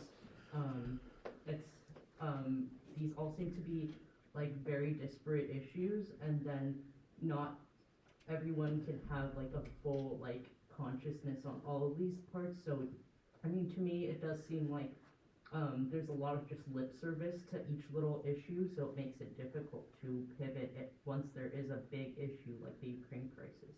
So how would you guys conceptualize that criticism, disagree, agree, or have any thoughts? I have opinions on that. Does somebody else want to speak? No, please, Keith. Okay, screw the left. They're a bunch of like completely moronic intellectual masturbators. I'm done with that. I'm done with the right, I'm done with the left, that's all over. We're the workers, we're the essential workers, we're changing things. The left, it's just a bunch of nonsense. There's no vanguard party going to lead somebody into something like that, nothing. It's just you do it on the ground yourself physically, you see it yourself, you do it. All this kind of woke politics is I think this wokeness that's going on is more damaging to gay rights and women's rights and racism than anything. The Democratic Party captured the controlled opposition. You've got the FBI running like the Proud Boys and everybody. It's like, it's total, we just have to like be on the streets with ourselves, know each other, work with each other, and deal with what's really happening. Because it's like intellectual stuff about like, all that. So the real thing, it's the fight now, which is a life and death fight that we're in right now, is whether we're going to maintain our humanity and our freedom at all, or are we just going to go in to become digital slaves of this new build back better stakeholder capitalism that's being forced down our throat. So that's the dividing line right there. You're either with people that are going to be out in nature, going to talk to each other, going to just reject all this nonsense of corporate power, the corporate dystopia of the Democratic Party, the Republican Party, of the Labor Party, and the Tories. You can see total fascism in many aspects. It's just emerging globally by liberal democracies around the world. And we have to reject that. And so I just, that's my opinion on that. I'm done with left-wing stuff. No more will I ever, it's over. Now it's the 99% versus the oligarchs, and that's basically the thing. And it's fight for our survival, and we have to buckle down and fight for our survival right now. Professor Kenez? As far as Ukraine is concerned, it is obviously the great moral issue in as much as people should not be killed. And our recognition is that our ability to help is very moderate. All that we can do is not to contribute by extending the crisis. John? So incidentally, I forgot to say before, another thing that I think could be very important. I know a woman in the Burmese or Myanmar community who was very active. She was one of the leaders in the protests when the coup happened back some time ago. And she contacted me. She wants to organize a march, like a peace, anti-war march type of thing, that links up the issue of the coup in Myanmar with what's happening in Ukraine. And I'm working with her on that. I know a few other people are. If any of you here is interested in doing that and working on it, contact me afterwards. That's another very concrete thing, I think, that would be a great step forward. I want to say also, again, I think that we have to think in scientific terms and very clear terms, because we must not forget that there was a wing of the Nazis, the Strasserite wing, that said they were anti-capitalist and had all kinds of left slogans and everything, and they used that to draw in a layer of workers into fascism. And here in the United States, we're seeing the same thing among some. Many of them are unconscious about that's their role. But I think that we have to be very clear on what are the social classes, what that means in terms of what they call relations to the means of production. It's not just the 1% versus the 99% versus the oligarchs and all of that sort of thing. And I do think that there is a left and a right. And we're seeing now the beginnings of, more than the beginnings of what they call a red-brown alliance, of the brown meaning the brown shirts, the fascists, and red meaning the forces of Marxism, of socialism, that the brown shirts are starting to influence a layer of the left, including this idea there's no such thing as the left. I think that's very mistaken. So, and we should also not forget the historic betrayals of social democracy. They were the ones that killed Rosa Luxemburg and Karl Liebknecht, for instance. They were the ones that sold out the working class time and time again in all that period of the post-war period. So we have to understand that social role. Right, we have time for maybe one more question. You there, sir? If anybody's interested, contact me, or I've got lots of literature there. I'm curious to your opinions on NATO and how, and like what role they play in this conflict. And because recently, like I feel like a lot of people, and including me, like have had their opinions of NATO like increased because we realized why it was there, but I was wondering like how you guys feel about it. Absolutely. NATO used to be called keep the Americans in, keep the Germans down, and keep the Russians out. Now, there is enthusiasm for NATO in countries which are surrounding modern-day Russia because of Russophobia. Now, to what extent this Russophobia is deserved or not, in my opinion, much less than Poles, Estonians, Latvians, and Western Ukrainians have. So NATO is a source of trouble. NATO has no justification. I agree with that. I mean, even 2 hours ago, the U.S. and NATO sent over 17 anti-tank weapons into Ukraine to continue the aggression. And it's obvious that NATO wants to influence the war and wants to continue giving them weapons instead of just, advocating for ceasefires and humanitarian aid.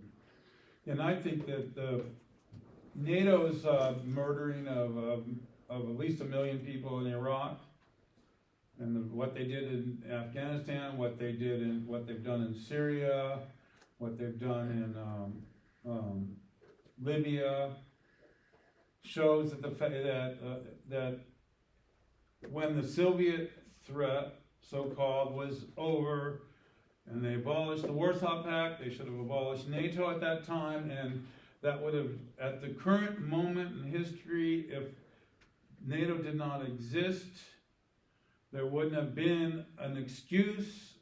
It would have to, Putin would have to come up with a different excuse potentially to invade Ukraine, but it was a very convenient excuse, and we just and what is shocking is that the United States didn't say, okay, we never signed a treaty at the end of the Soviet Union that we wouldn't advance NATO to the borders of Russia, but now we'll sign a treaty to just stay out of a war in Ukraine because it was of the U.S. interest, just like it probably was of Putin's interest, to have this conflict. And so I attended the no NATO actions in Istanbul back in whatever years those were, and I'm always against NATO. I was born in NATO. Screw NATO. John, did you have something you wanted to say? It was an interesting debate when Gorbachev was in office, and he vacillated between wanting, when Germany was being reunited, and he was very concerned that Germany would develop as a new nuclear power. And so to a certain extent, he supported NATO. But what NATO is, it represents one main imperialist camp, and no capitalist camp can provide any way forward for the working class. I want to say about arming Ukraine. Trotsky wrote this little essay, Learn to Think, in which he said, if the Algerians revolt against French rule, and Italy, which was under fascism, wants to send the Algerians arms, that we have to support that. And I think that there's strong grounds for thinking along the same lines as far as Ukraine. But that's very different from U.S. or any other capitalist force getting directly militarily involved as far as a no-fly zone, sending soldiers, and so on. All right, well, that's everything there. I know that you didn't get to finish your question earlier, so if we want to return to you. Yeah, so Joe, I'll finish my question to Joe, and then also a broader question for the 4 panels, maybe that can be folded into closing remarks. So Joe, you had brought up in response to my question, how does the crisis in Ukraine give the opportunity to realize or further the aims of social democracy? You started talking about Starbucks unionizing and sort of the new opportunities in sort of working class solidarity that have come up in the last few years, but it wasn't a priori clear what that specifically had to do with the crisis of Ukraine, so maybe you could point out the explicit connection.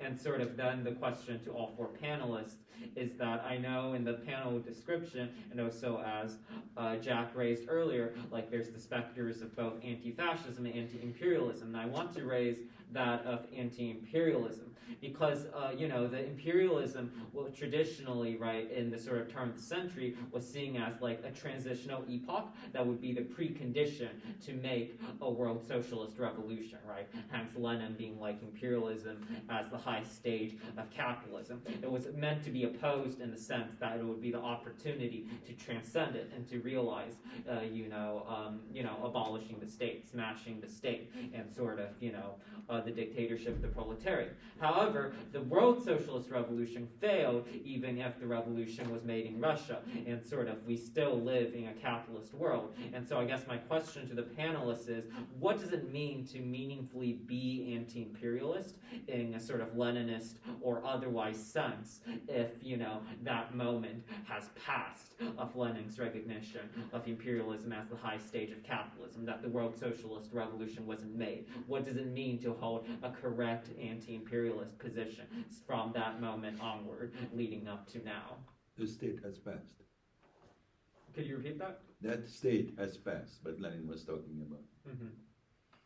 Could you elaborate on that, perhaps, Professor Kenez? Well, it made sense in that historical moment. Today, our understanding of what imperialism is as a final stage of capitalism would somebody would have to explain to me that what exactly is imperialism as opposed to capitalism, as opposed to fascism. I mean, the terms have always interested me. What do these things mean? And I am at loss. But then returning to the issue of anti-imperialism and what does it mean to be an anti-imperialist for the rest of the panel? Or, and Joe, if you wanted to take up the question that was asked specifically to you. Yeah, so for like organizing within, you know, democratic socialism, you know, part of the YDSA chapter, we have multiple working groups, and what those working groups try to do is to build what's called an alternative. So right now we live in a capitalist state, and the idea of these working groups is to how do you fight against that? So we have a police abolition working group that seeks to, you know, specifically to get cops off a campus at UCSC. We have, you know, our labor working group that seeks to build working class power through labor organizing, and all these other working groups are seeking to show people the alternatives to capitalism, such as, you know, with Keep Food Not Bombs. That is the clearest example you can see as an alternative to capitalism. You have people who are feeding other people, giving them food, and allowing them to come together under a broader community. And how that relates to the Ukrainian crisis is when you have working class solidarity among labor, among, you know, mutual aid, and all these different areas, that builds the idea of like, we are the proletariat, and the proletariat is fighting against the bourgeoisie. And it shows that, you know, of course, there isn't a war but a class war. And, you know, if the classes realize that class consciousness and are able to separate themselves from the bourgeoisie and unite against them, that would lead to the end of the Ukrainian crisis. You would see not only Vladimir Putin's regime fall, but you would see a complete reimagining of what it means to be, you know, a part of a Ukrainian citizen or a Russian citizen. They would more, you know, fall under the proletariat version of that. John? Well, I don't know how many here have actually read Lenin's book, Imperialism, the Highest Stage of Capitalism. But I don't agree that what he wrote no longer applies, except in the way that what we've seen now is like the epitome of what Lenin described in his day. And so I think that it is very much relevant. One thing that I would add, though, as far as anti-imperialism, is that oftentimes anti-imperialism is used to mask acceptance of capitalism, and in particular, denial of the class struggle within the imperialized countries. For instance, Venezuela, where you have this vicious right-wing anti-worker government, and DSA sent a group of people over there, came back just praising Maduro, who incidentally is a close ally of Putin, praising Maduro to the skies, and ignoring the class struggle in Venezuela. So I think that we have to see that connection. All right. And then if we want to take time for closing remarks, unless Keith, you had something to say in specific to that.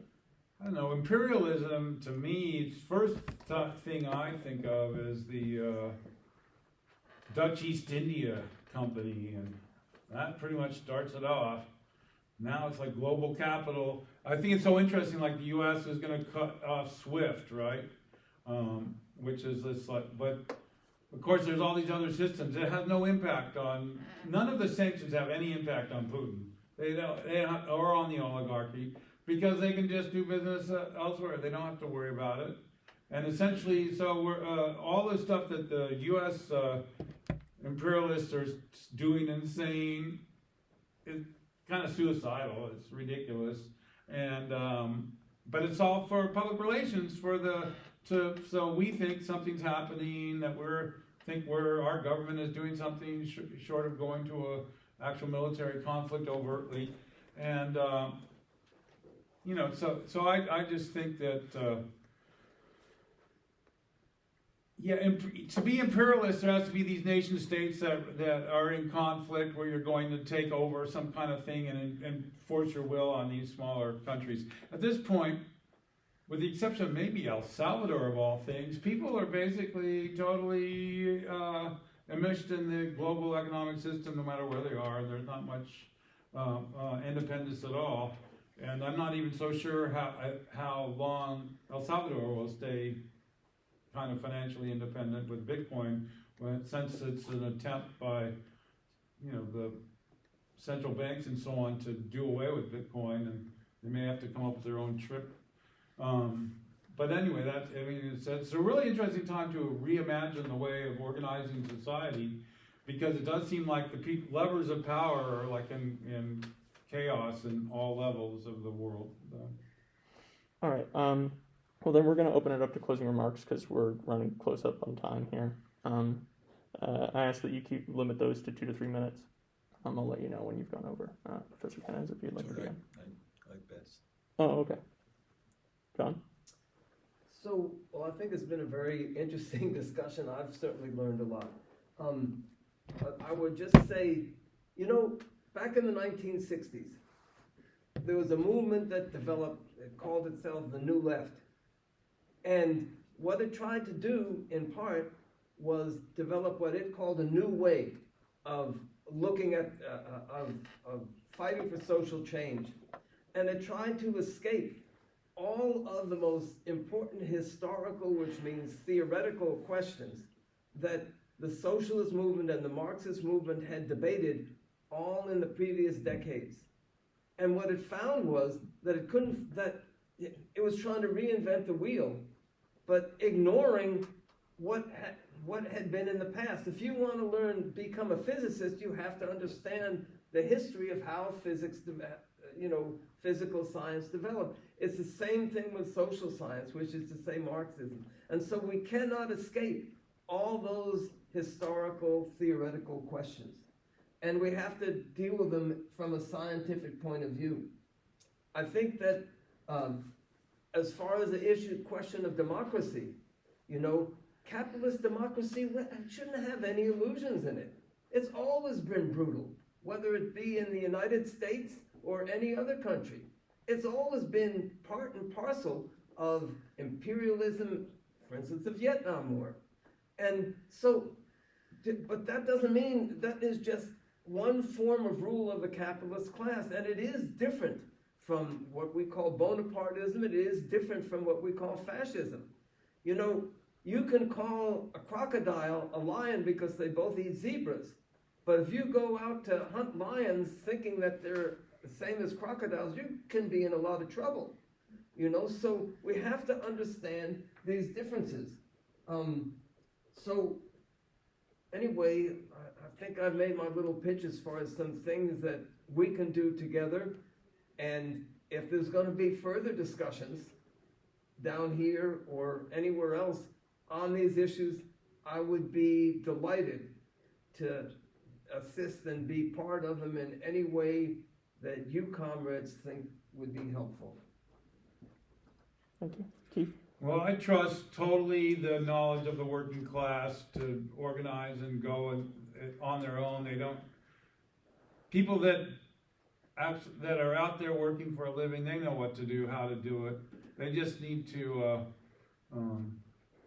we just need to talk to each other more. And so the bastion of deplorables, which now are the essential workers, we know what we're doing. We know how to go forward. We don't need some leadership or some group of people to educate us on where to go. You can see the beauty of the global protests that are happening now, and how well organized they are, and how grassroots they are, and how connected they are to everyday life of people in their struggles.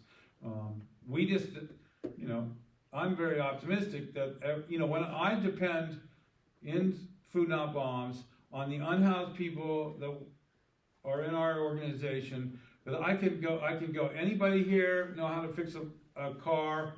Got those people. Anybody know how to build a house? You've got those people. We are the people that built the world. So we just have to trust in our own ability to continue to go forward. And I think and people are hip to the fact that the essentially all mainstream media is complete and utter lies. It's all, the CIA 100% took it over, definitely when the Biden administration came into power. And now it's like all, people, you can see with your own eyes that what you're being told on the media is exactly not what is happening in your real life today. If the economy is the greatest ever and you can't pay your rent, then that is something wrong with what you're being told. Thank you, Keith. Joe? My main last thing that I want you guys to take from this discussion and what I think is going to be, the most useful for everyone in this room is, what in your daily life is going to change in order to advance, the left movement. Are you going to support Food Not Bombs more? Are you going to engage yourself in more studies and literature? Are you going to organize labor unions? What are you going to do to advance, the rights and freedoms of people who don't have them? And there's many things you can do. There's a lot of organizing that needs to get done. And as leftists, we need to come together and kind of decide what are we going to do to fix the problems in our society. We have a stark contrast between the people who want to engage in war and the people who just want to get fed, and the people who are struggling. And the people who want war and the people who are engaging in that message are the 1%, the people who want to continue expanding Raytheon and these defense companies and continue building that propaganda, because they know once it engages and once we allow patriotism to become nationalism, we can continue to abuse and neglect the working class people who are struggling day in and day out. Professor Kenez, maybe you would like to respond to just the previous 3 closing remarks, if that's okay, if you have anything. Well, I feel that our ability to make a difference is very limited. Yes, I have always felt that I am committed to the cause of the least fortunate among us, and that is the dividing line. And you give people something to eat is a good thing, and I can go no further. I throw up my hands. No. Well, thank you very much to all our panelists. If you could give a big round of applause. It's very nice meeting you, sir.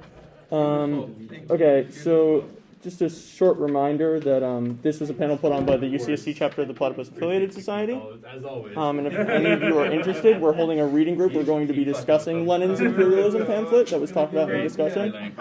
So you can come get in touch with me, and we can work out if you want to come participate in that event. I'll get you on the mailing list. And then there's literature on the table. So thanks, guys. Thank you. Yeah, of course. Thank you.